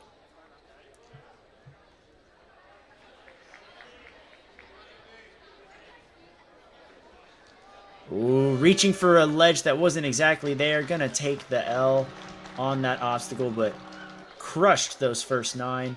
Very solid run from Indy. She's gonna be pretty high up on the leaderboard. Now we're taking it back to the starting line for Ayla Blackmore out of Jump Climb Extreme. Competed in 9 competitions this season.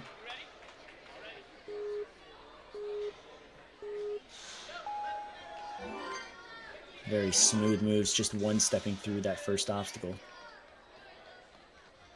One pull on each hold for max efficiency, maybe an extra backswing here, but now quickly onto those French toast sticks. Not a problem. All right, coming into that board drop again. Oh, the jolt was a little too much. So she is going to have to wait for the reset. Thankfully, her time is frozen until that obstacle is reset. She can take that time to chalk up and reassess so she does not make the same mistake again.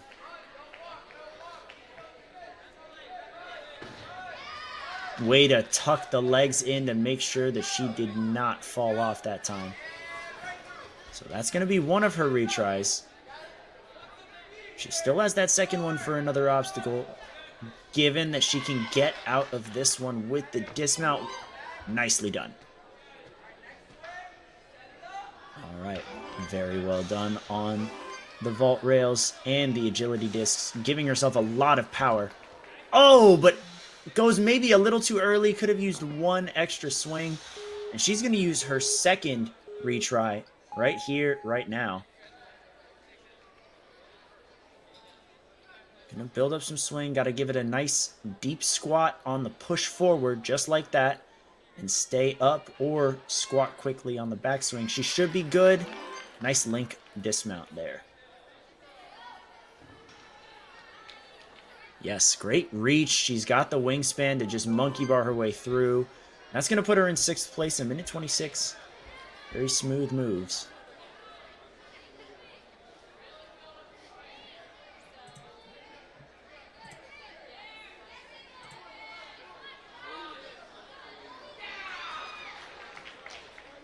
All right. Oh, tried to do an interesting little reverse grab there, and because she didn't have any retries left, that was the official end of her run. She's gonna take 6th place for the time being with 19 runners to go. Coming out of, pardon me, yep, 19 runners. So this is Hope Charbonneau out of Ninja Mania, or she seems to be wearing a Empire Ninja shirt. Perhaps a little typo there.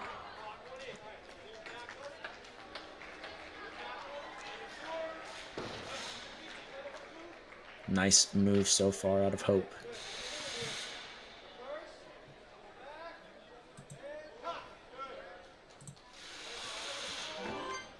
Wow, very efficient to this point. No falls. Making quick work of all of these obstacles. It's so important on challenge courses to know when you need to take a breath and when you need to chill. And currently, Hope knows she can pretty much tear through this. No surprise, if you've seen her compete before, you know that this is well within her capabilities. And that's going to put her in 3rd place right now. 55 seconds to the final obstacle. Definitely putting the pressure on runners to come, but you know Hope wants more. She wants to be the 3rd finisher. Just not enough of a reach there. You're probably going to need to pull up and hold a lock off for a little bit.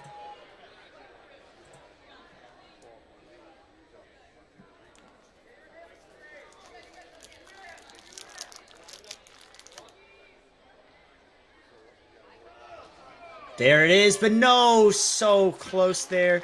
Still a great job. Gonna stay in 3rd place for now on the challenge course. We'll see if that holds up.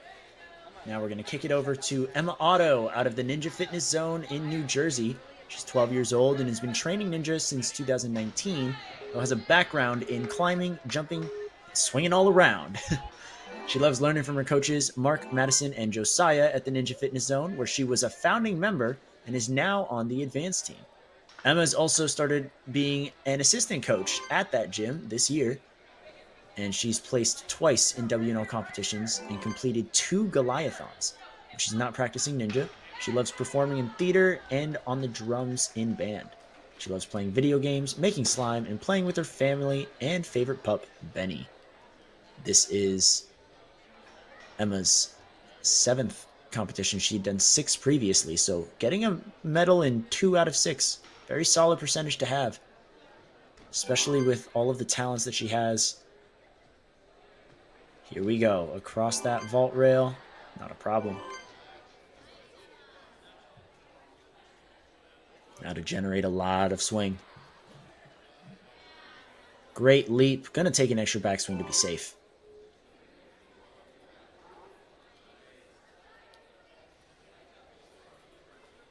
And another, perfect. Ooh, she just decides, nah, I'm not going to reach for it. Let's go straight for that dismount. She's taking a breath. She's in 5th place right now. Making good time. But again, this obstacle has only been beaten by 2 athletes, and that move, you're going to have to pull up. The question is, how easy is it for our athletes, or how difficult is it for our athletes to pull up after running an entire course? You know, the adrenaline's going. You're probably a little tired. You've done 9 obstacles already, and that move up is what gets Emma Otto, among many others, but she's going to take a top 5 spot for now.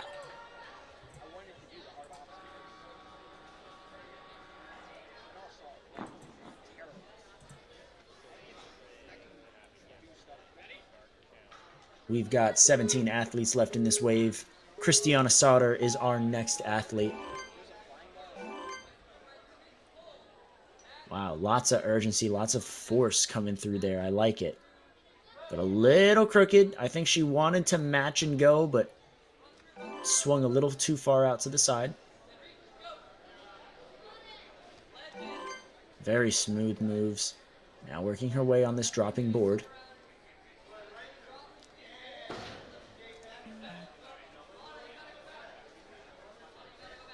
Oh, and it looks like something was marked as a fail.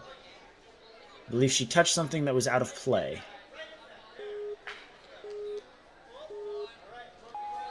If I'm not mistaken, she put her hands on the black. And you are only allowed to use the blue holds and ledges with your hands. Your legs, however, can go on the black, which is totally fine. You see her doing that right there to make sure she doesn't fall off. See, all she needed was a little reminder. We're all good. She's making quick work of these ledges as well. These ledges and all of the obstacles here made by Stage 4 Designs. You might want to check them out for all these really cool obstacles. Through that cliff tilt like nothing. And she's really sprinting now. Knowing that it is, in a way, a race to that last obstacle, if anything. So she wants to get there quickly. You can see her coach AJ out of the urban playground, giving her advice on how to position herself. Should be good for the dismount on one backswing and go. She's going to take one more. There it is. Now a little bit of chalk. Finds herself in the top 10. We'll see if she can progress any higher up that leaderboard, as she is meant to traverse across this final obstacle.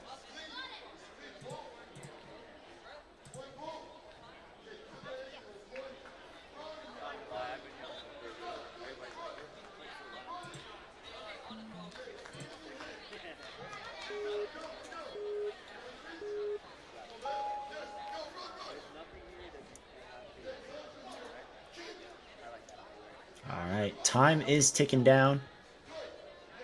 But she has about a minute to go. This obstacle can be done in way less than a minute, so she's going to take that extra rest. Now for the pull and reach. No, not enough lock off there. That is going to do it for Christiana. Very confident all of these athletes can do a pull-up. Obviously, otherwise they wouldn't be able to do this. But at the very end, any type of athlete, any division, anyone can struggle with that, being pumped. We'll see how Aria Riddico handles that.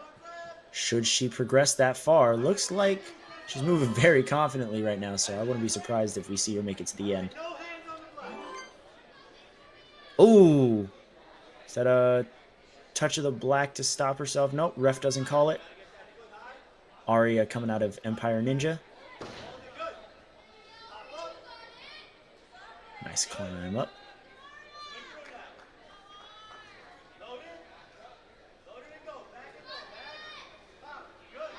Sets that match and go. And the dismount is clean.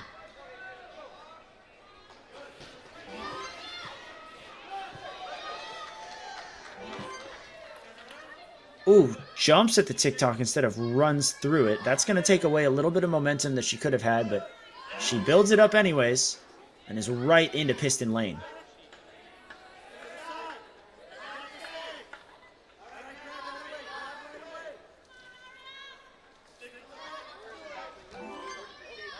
All right. Wow, she's not even wasting any time. No chalk, no nothing. She had the lock off. Can she get it back? Oh, not quite. She's got that retry and a minute 55 to her name.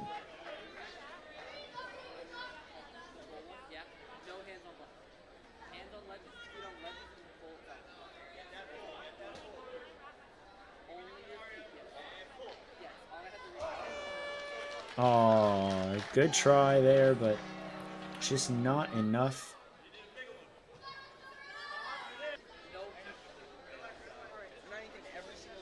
That's going to put Aria in 4th place, though, with a fast time to the final obstacle. About a second ahead of Sophia Kovville. Every second does matter here, and we'll see how those seconds are spent by Callie Rhodes out of the Urban Playground.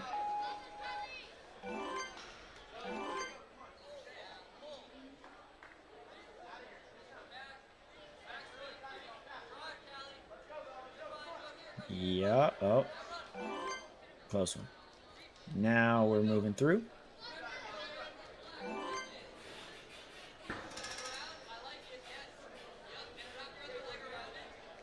She is going to lean back a little bit and get the drop.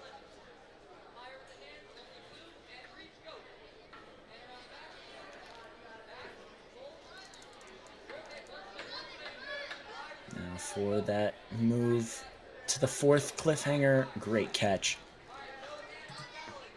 Our athletes here demonstrating a lot of understanding about just how to situate yourself. A lot of that obstacle is about body positioning, and it has not proven to be too much of a task for them. Callie now building up power on the TikTok, should be good to go in about one more swing. She's going to look for it. Yep, you can see her steal a little look, and the jump is coming up. Hopefully now. Well done.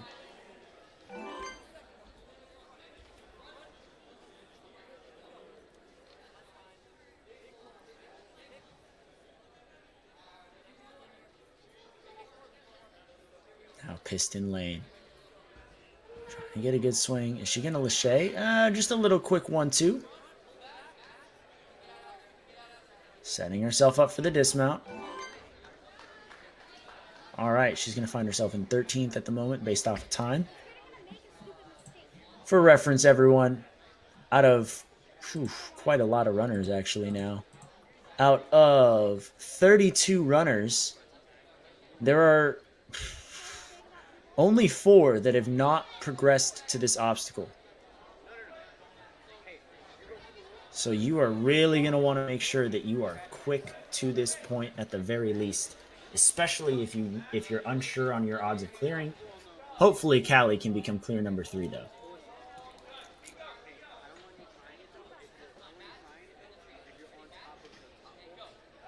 And a pop. Yeah, well done. Can we see it now? 45 seconds left and a retry in her back pocket. She gets the grab. Come on, Callie. Gives it one more swing, and the buzzer, Callie Rhodes, 2 minutes, 38 seconds. Gonna jump up into 3rd place with our first clear of the wave. Well done. Really setting the standard here for the runners to come. That's gonna put her about 9 seconds behind Melania Esposito. And Emily Balco absolutely slashed the course in a time of 1:10. I'm gonna have a hard time thinking that course is gonna get beaten, but looking at the names coming up, I think there's a chance. There's a chance. Now, Charlotte Goldsack coming out of the grit over in New York. Wow. Smooth moves there. And she's going to pop right through that ring. Well done. You can tell she's really thought this course out and is just in attack mode now. There's that drop.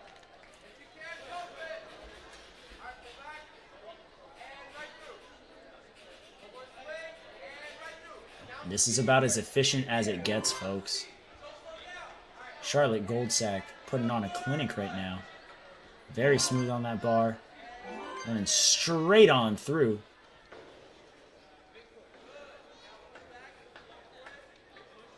All right. Building up a swing for that trapeze. Had it there. I think she should go now, probably. Awesome. Yeah, she's not wasting any time. You can tell she knows exactly what she has to do in order to place high. Currently in 30th. We're about to see that change. And just like that, she's in 5th. 105 to this point, just behind Hope Charbonneau. The only way she can get higher is by clearing the obstacle and potentially jumping into the podium, depending on her time. It's going to pull up. Should go now, so she's not hanging for too long. And can extend the arms now that she doesn't have to pull so much. This Lachey, is she going to go for 1 or 2? Oh, went for 2. That's my personal preference as well. I've seen a lot of athletes go for 1 recently. And I don't know. I find 2 to be a little easier for some reason. I know you kind of have to coordinate more with your hand-eye coordination, but that's just something that's a little more comfortable for me. Hopefully Charlotte can make the most out of her second attempt here.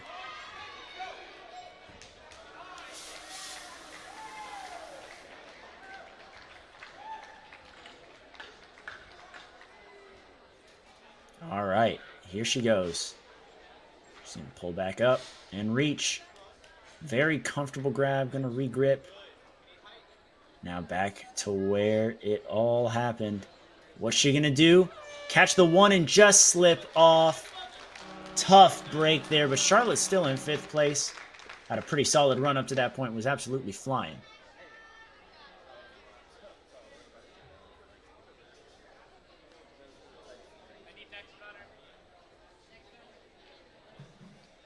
Ladies and gentlemen, we have 13 runners left.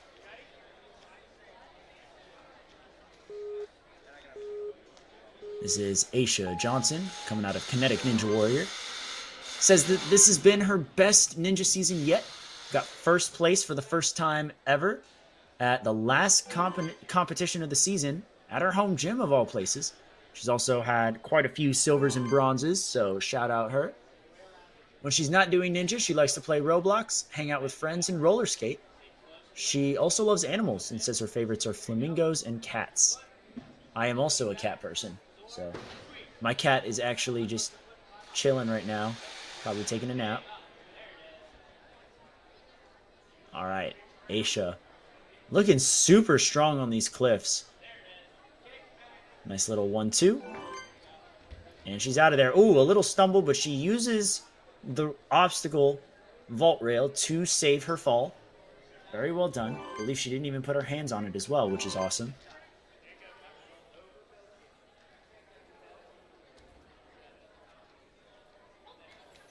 All right. Building a bit of power on that TikTok. The windshield whip. Now, she looks like she's tall enough to just reach everything. So we'll see what her approach is. It's going to be a static and another. She's going to go for that swing. Not until she gets to the front end. It's going to put her in 10th place for the time being. Pretty solid place to be, but of course there is room to grow. We'll see how she tackles this final obstacle here. Big pull, using her legs a little bit to kip herself up. Nothing wrong with that. Especially at the end of the course, you got to use every ounce of your body that you have. And a catch, no, just kind of got her hands to kind of hit the others as well. And that's the tricky part. You really want to make sure that you are not going to have your hands collide with each other, and also not pushing the hatchets away, as those do swing on straps.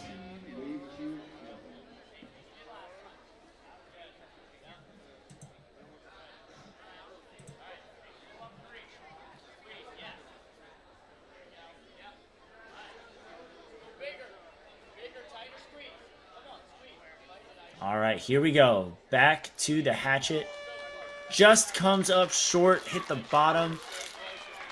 Aisha Johnson gonna wrap up with a 10th place finish with subject to change. We'll see just how well that run will hold up. At the starting line now, another athlete out of Dexterity Depot, Finley Gross.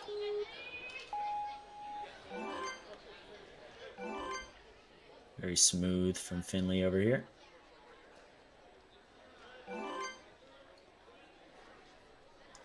And you know, all of these athletes, they've had the chance to watch each other.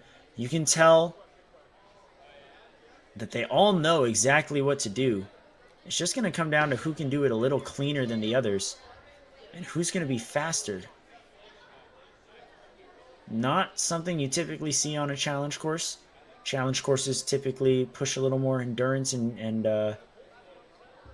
efficiency, but this is slowly turning into a speed course with everyone racing to that final obstacle.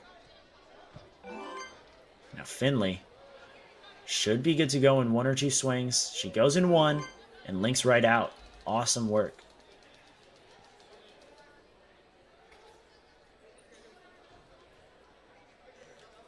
Building up a little bit of swing here.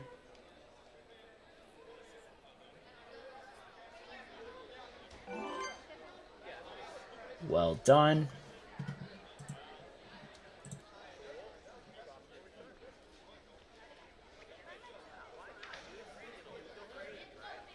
All right, she's really taking her time here, but she has plenty on the clock to rest. 1:50 left.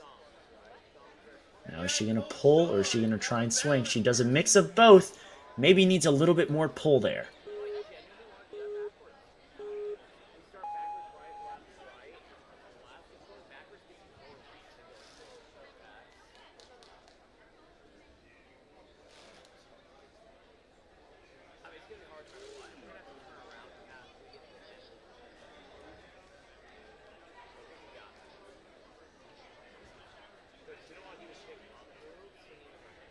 All right, taking her retry. Finley's going to reach on up and across. Should be good to go on the next move. Just got to get comfortable with that grip and couldn't quite get it. Valiant effort. Made it further on her second attempt than her first, which definitely speaks volumes to the strength there, but those pockets just so not cliffhangers. They're not really cliffhangers. You know, there's holes in there that you really got to work around, and that texture and shape changes the grip. Now, Faith Padilla out of the Windsor Ninja Academy is taken on the challenge course for the preteen female division.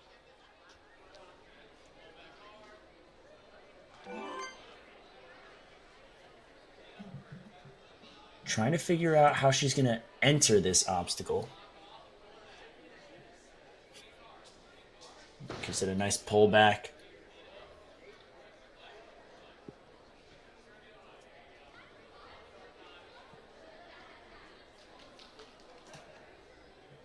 Just monkey barring through the cliffhangers. Incredible grip.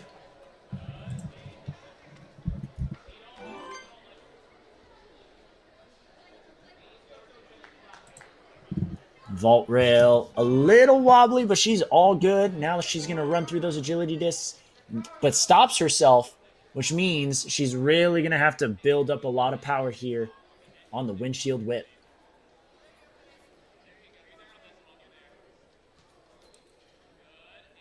There we go.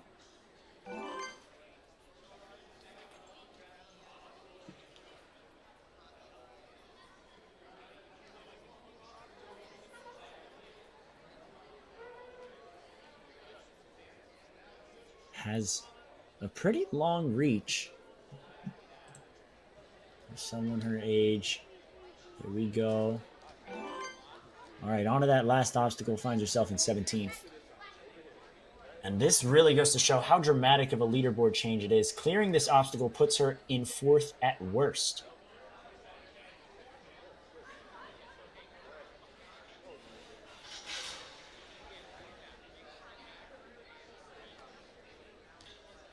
Oh, good try. Couldn't get a hand on. Still has a retry, though.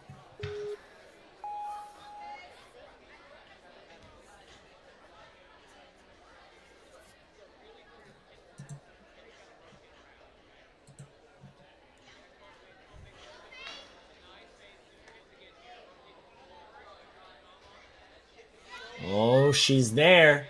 Now for the Lachey over to the hatchets. Come on, Faith. Regripping. She's got to push. No, yeah, you could see the grimace there. She really gave it everything she had, but was just running out of gas. Solid run there. We'll be seeing her on the flow course a little bit later.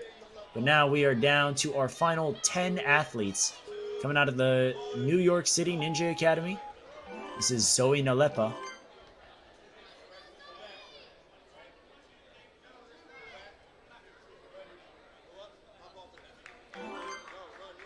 Those first 3 obstacles, not a problem. You can see her coach offering her chalk. She says, "Nah, coach, I'm good. I'm going to keep moving." She knows her limitations and what she needs to handle. She's got the reach. She is on the taller side of this division. You can see the reach really coming into play there. That's the first athlete I've seen static that cliff. Very smooth. Let's see how she handles these lower body obstacles very well so far. And she should be good to leap out probably right about now. She's looking at it. Oh, she just hesitated a tiny bit, but she has the power. Yes. Sure backswing. Now, I love the spine that these pistons are attached to. You can see all of it moving at once, so it's not as simple as a couple of grabs and laches. These things will wobble and change in elevation if you're too violent with it. But Zoe's got the touch, and she is out of there and on to the final obstacle, currently in 12th place. Chalking up now, which is definitely the right time to chalk up.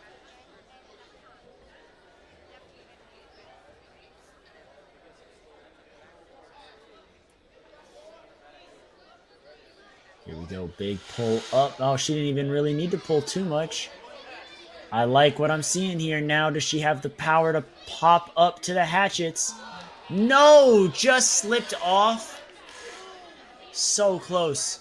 Now, it's worth noting the difference between the black and the blue on the hatchets. The blue is grip tape. It's meant to be easier to squeeze. The problem is the blue is also lower. So if you're not squeezing tight enough, there is no way to save yourself. However, if you reach up on the black, maybe if your hands are sliding, you can save yourself on the blue portion. The problem with that is the black is definitely slicker than the blue on those hatchets. So it really is a game of trying to figure out exactly where you're going to grab and squeezing as tightly as possible.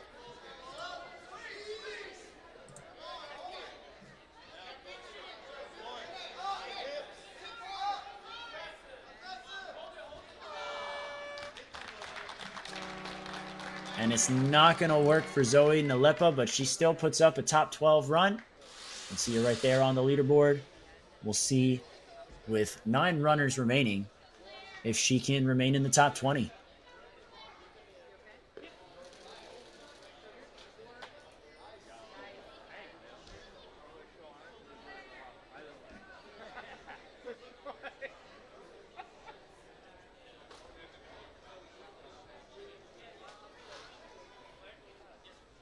All right, Claire Mulcahy, sorry. Just like had a stroke there almost. Claire coming out of Jump Climb Extreme.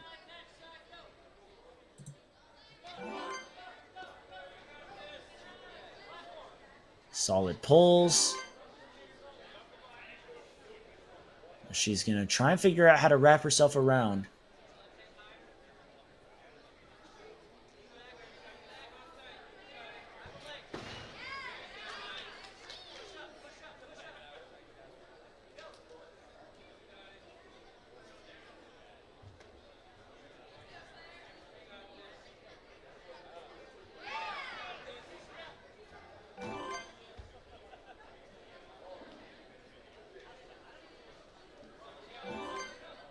All right, Claire has been sprinting through and building up a lot of power here on Windshield Whip.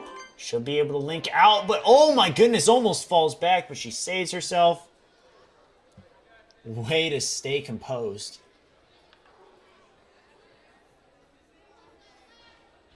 Now a good grab here should be...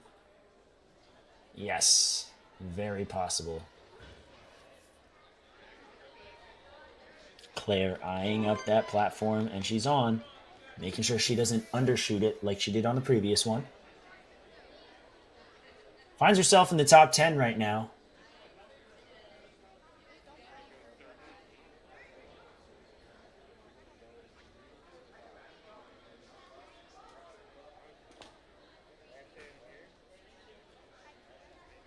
Minute 30 left on the clock. She's making sure she's patting down a little bit of chalk.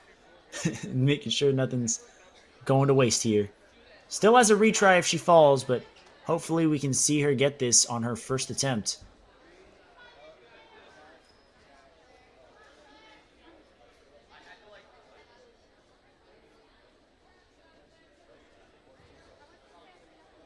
All right. Ooh, she's going to pop right back. Doesn't feel confident about the grip, it looks like. Coach visualizing it for her. Explaining the hand placement. Hopefully she's a quick study because she's got about 50 seconds left. And if she has to attempt this twice, 50 seconds is going to be pushing for time. Oh, tries to match both hands on, but blocks herself. 37 seconds, though, to try it one more time.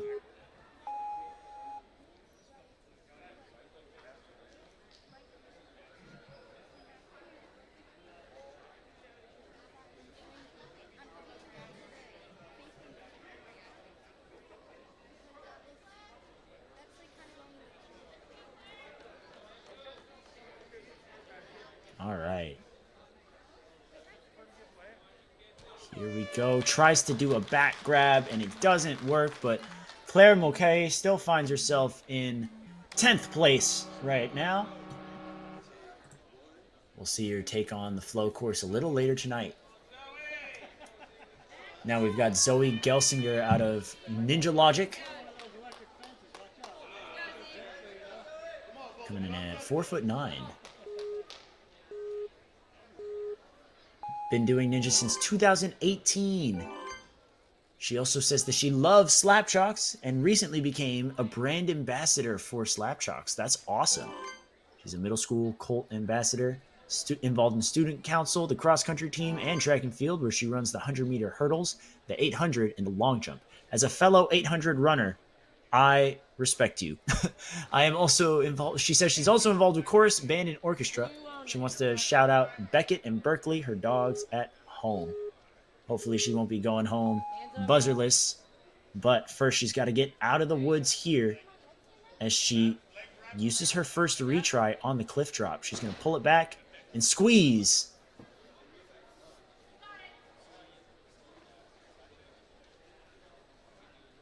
Here we go.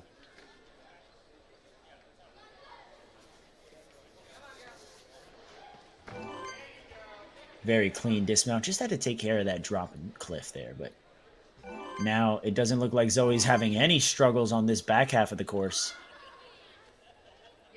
Should be good to jump here. Good pop.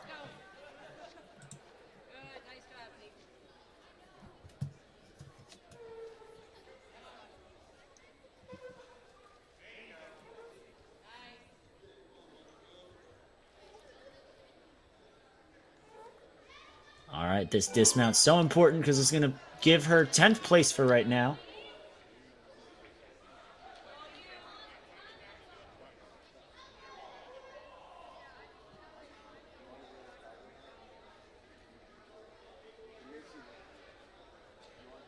Now for this final obstacle, she's shaken out. Making sure she's got no lactic buildup here, no cramps. Not going to pump out here on the final obstacle. She's really eyeing up. It's such a small hold to catch. She's actually going to reset here. She still has a minute 15.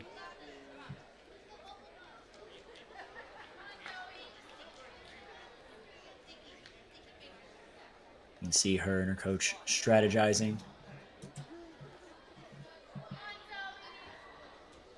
Oh, tried to go with a one-handed move and just comes off. Gonna use her retry. As a reminder, the reset is not a retry. A fall is a retry. If you reset, it is completely okay. There we go. There's the pull that she needed. Now lining herself up for a move to the hatchet. She's going to have to get this move first try, which we haven't really seen today. Almost went for one and just didn't have it. But still a really solid run. Going to keep her in the top 10. That 10th place spot is in rotation right now, ladies and gentlemen. We'll see who's going to end up in 10th place by the end of this. I'm almost more invested in that than who wins. In all seriousness, though, we are back up at the starting line with Ash Meyer from the Brooklyn Ninja Academy.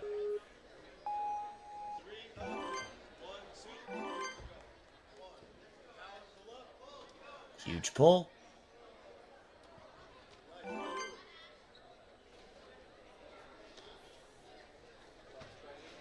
Well done. Really using all of the power she has. Not taking any chances by undershooting anything.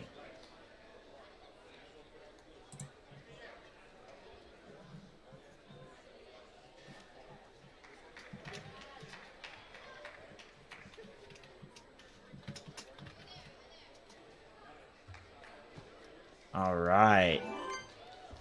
Ash Meyer absolutely crushing it right now. Making pretty good time. We'll see if she can jump higher up on the leaderboard. Keep in mind, it says 37th in the bottom right corner. She's not going to jump out of 37th until she gets to that final obstacle. Oh, a little misgrab there on that second piston.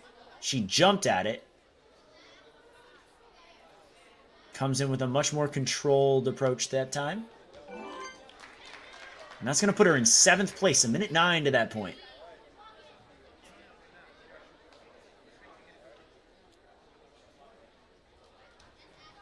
Oh, didn't have enough of a pull there.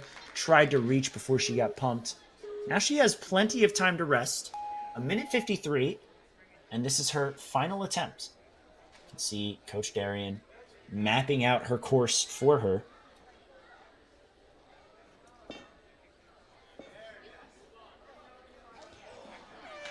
Oh, and not enough there. The pull power just kind of giving out after a long course. But Ash Meyer still finds herself in 7th. Very solid. We are now coming up on our final 6 runners. Nala Jackson is currently up out of No Limit Ninja in Yonkers. You can see her rocking the... Is that a Lab Rat Custom WNL?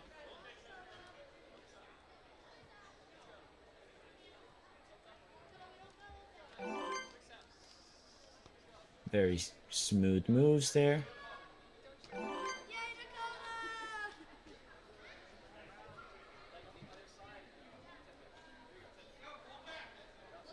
Nice reach.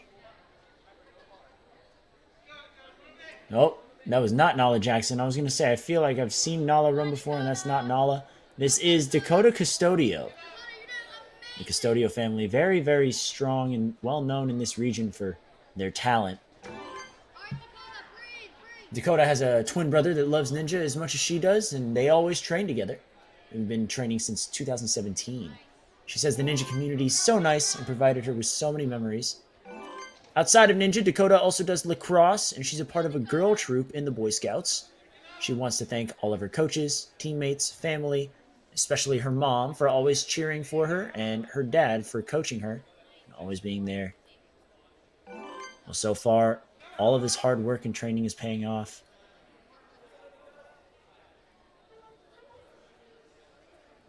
See her coach there, Mr. Joey. Pulling back here for the dismount. What is going on? Yeah, there we go.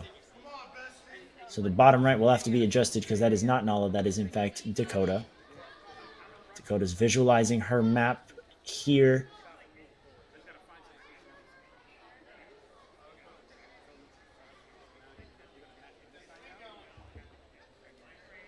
All right, gonna have to pull up.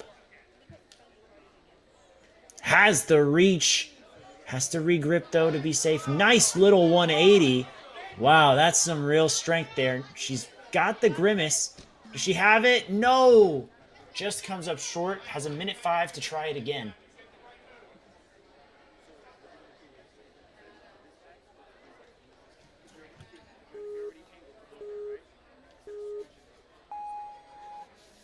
All right, you can see her really stretching out, making sure the forearms are not pumping out.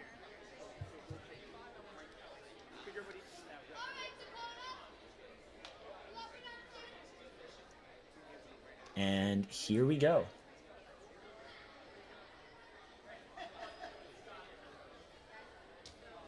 Oh, and just comes up short. Solid run, though, from Dakota. Going to find herself in 17th. Now we are at our final 5 runners, and this is Nala Jackson out of No Limit Ninja.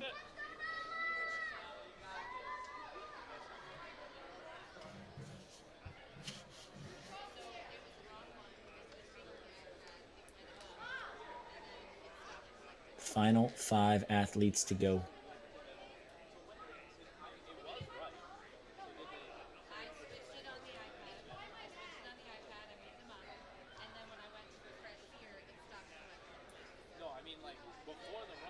She's got a smile on her face. She seems very ready.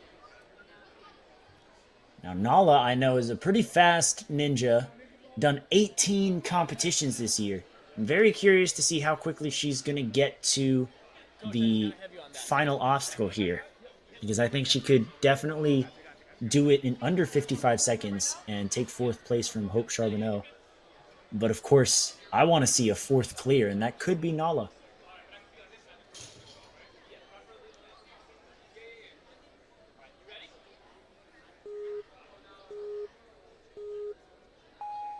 All right, here we go.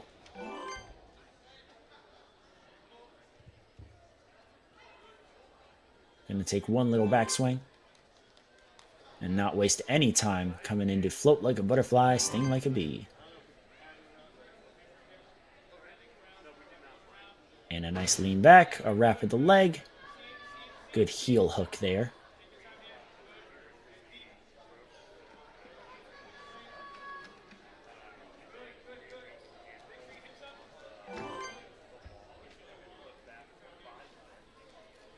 And we are running on through.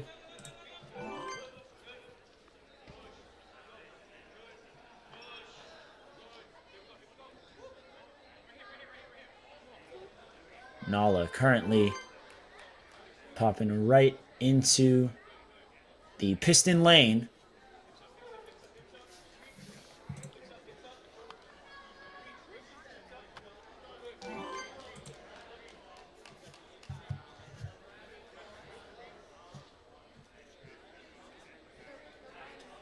All right, now coming up on that final obstacle, she's going to be in 5th place at the moment. So she's going to have to really rely on that strength. Nice swing. Good power out of her. Wow. That was huge.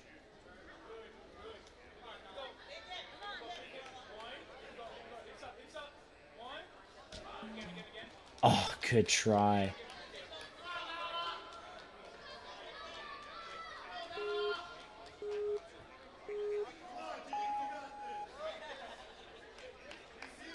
All right, now a minute 36 for our final attempt here. Nala really going to have to bring it. There's that grab again.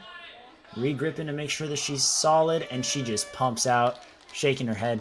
Still a really good effort, and she's going to be in that top 5 for now. With 4 runners left, she's clinched a spot in the top 10. Question now is, where in that top 10 will she land?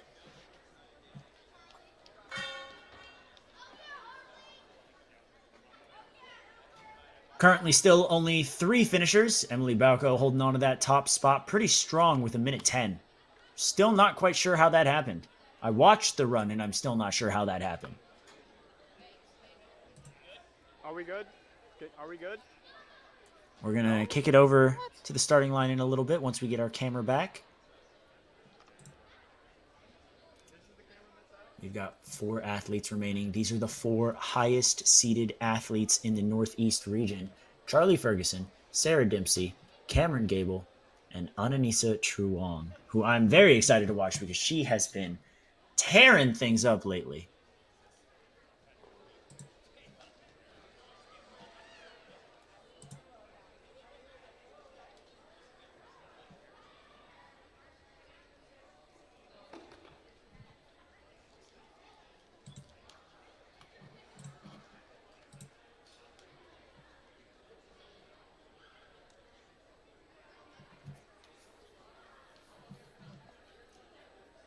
Folks, just want to remind you guys of the format of this event. Our event at regionals here follows 2 courses, the flow course and the challenge course. Let's say you get first place on the challenge course, that is 1 point. And if you get second place on the flow course, that is 2 points. That is a combined course overall score of 3. You want to have the lowest course overall score because the lower that score is, the higher you are on the leaderboard. And the top 3 will get their sweet, sweet medals and trophies recognizing their accomplishments. All of our athletes have competed at one of the gyms you see on your screen right now. They may not necessarily be from those gyms. Some of the athletes are traveling from outside of the Northeast region, whether that's in the United States or Canada. You never know. But it looks like we are back up for our final 4 runs. Nala Jackson just ran. Pardon me, I'm reading names everywhere. And Charlie Ferguson is up at the starting block.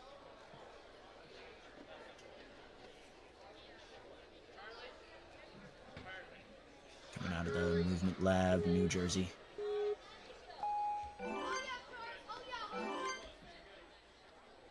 Very smooth moves. Gonna give it a backswing. Nice power through.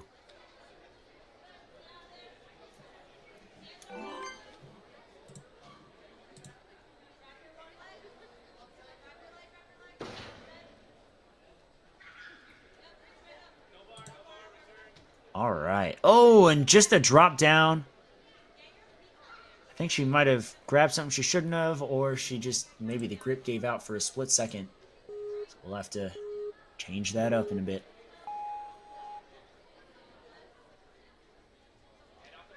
Now for the next grab, and see the ref kind of give a little warning to not grab the black with her hands.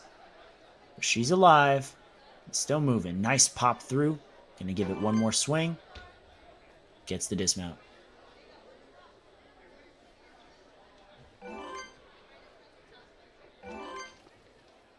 All right. Very good speed and power through those agility discs coming into the windshield whip. Should be good to link off. Gonna take one extra swing. Charlie Ferguson. Not moving the fastest, but looking pretty efficient. Gonna have to really make sure that she reaches up on that piston. Well done.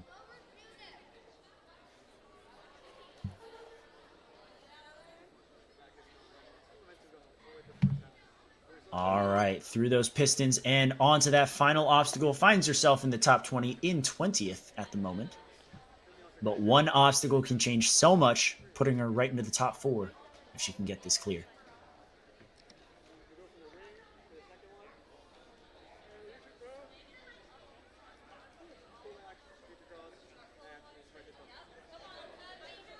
Nice. Very nice. Now, does she have the power to still get that Lachey up? Her power's been good so far. Just has to squeeze. Good try. Gonna give it another go. Using her second and final retry, the last attempt on any obstacle for her on this course.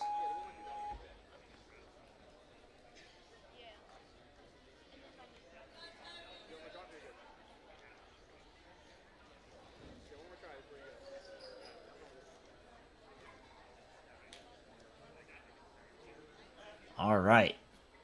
Charlie Ferguson. Re-entering this last obstacle here.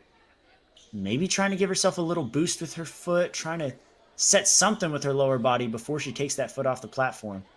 There we go. Sets her angle for that grab. Well done.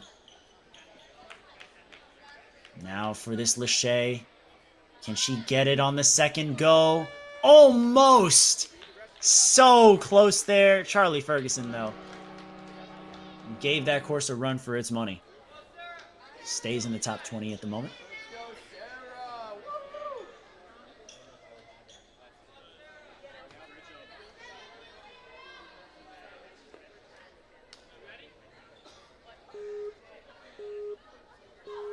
All right, now we are down to our final three. Sarah Dempsey out of Dexterity Depot is on the course. She's 11 years old, from Frederick, Maryland, has a twin brother named Michael, a cat named Roscoe, and has made it to stage 3 at Worlds this past season. Other activities she's involved in are volleyball, the bell choir, and the violin. Says her favorite type of course is the challenge course, which is good. She must be feeling right at home here.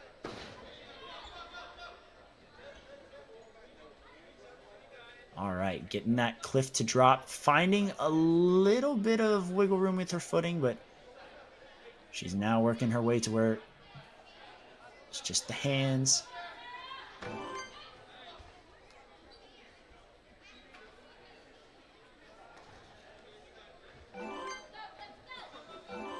All right, no problem on the agility there.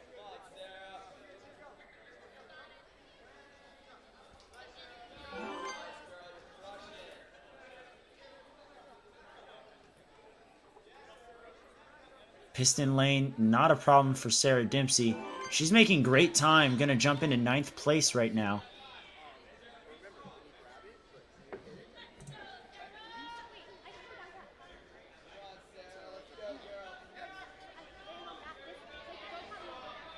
And a big pull in just a bit. Come on, Sarah. She's swinging a little off axis. Yep, she's gonna take the reset. No retries used, but her time is still running.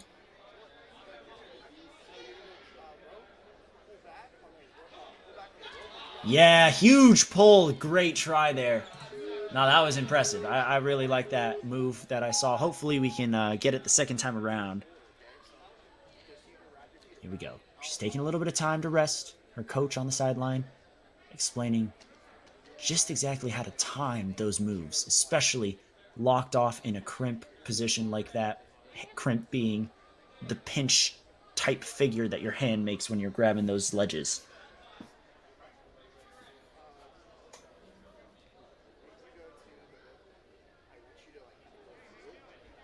All right, 1 minute on the clock for Sarah Dempsey.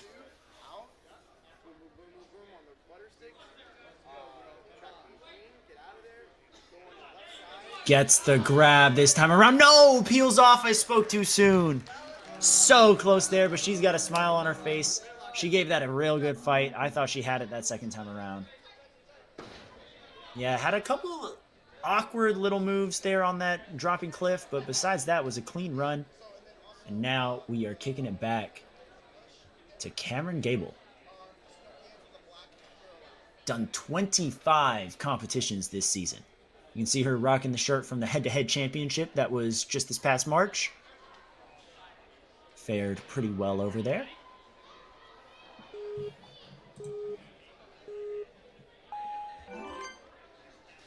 And right on through.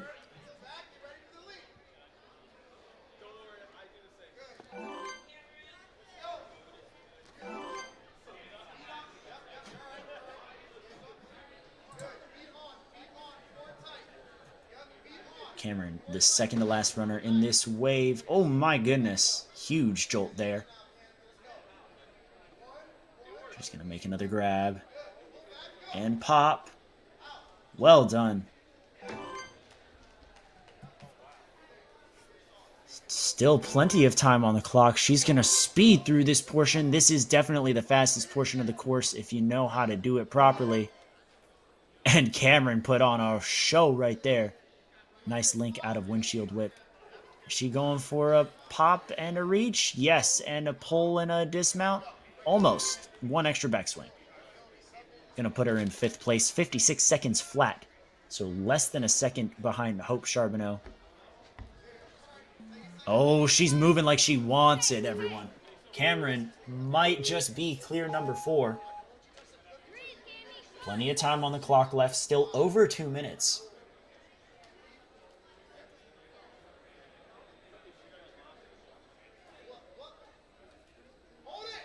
Yes, gets the grab the second time around. Legs less sporadic and much more going in the direction that we need. She almost had the grip. So close there.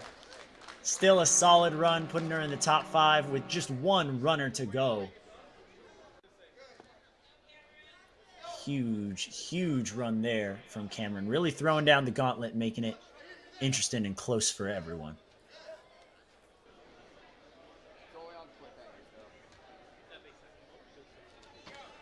All right, our final runner is Ananisa Truong, also known as Nisa. Was 2nd place at the Premier Series Finals, 2nd place at the Head-to-Head Championships, and this is the 2nd season in a row where she's had a perfect 120 points. She's also been 2nd place at the last World Championships, and 3rd place as the, 2nd place as Strongest Ninja, and 3rd place as the course champion. So, overall, we've seen a lot of 2nds and 3rds from her. That's why she's a part of the USA Ninja national team. Let's see if she can walk away with a 1st this time around. Would love to see it. Definitely has the talent for it. She's going to have to really put power into that TikTok. Wow, moving so smoothly. Huge pull. Nicely done. Going to put her in 4th place, by far the fastest non-finisher. And she's actually just about on pace with Emily Balco. So we'll see. If she can get this first try, we might be looking at a new top time. She squeezes. No, just misses on the left hand there. Had a solid grip, though. So if she can connect, I think we'll be looking at our 4th clear. A great way to end the challenge course. But time will tell. We've got one more attempt. And that's going to be a DQ. Grabbing that black part of the hold there. Definitely out of play. The rule is if you grip it and it is deemed that it might have assisted you in one way or another, then that is a fail. And there was definitely a pinch there on the front side of that hold. Ananisa, though, 4th place overall for this course.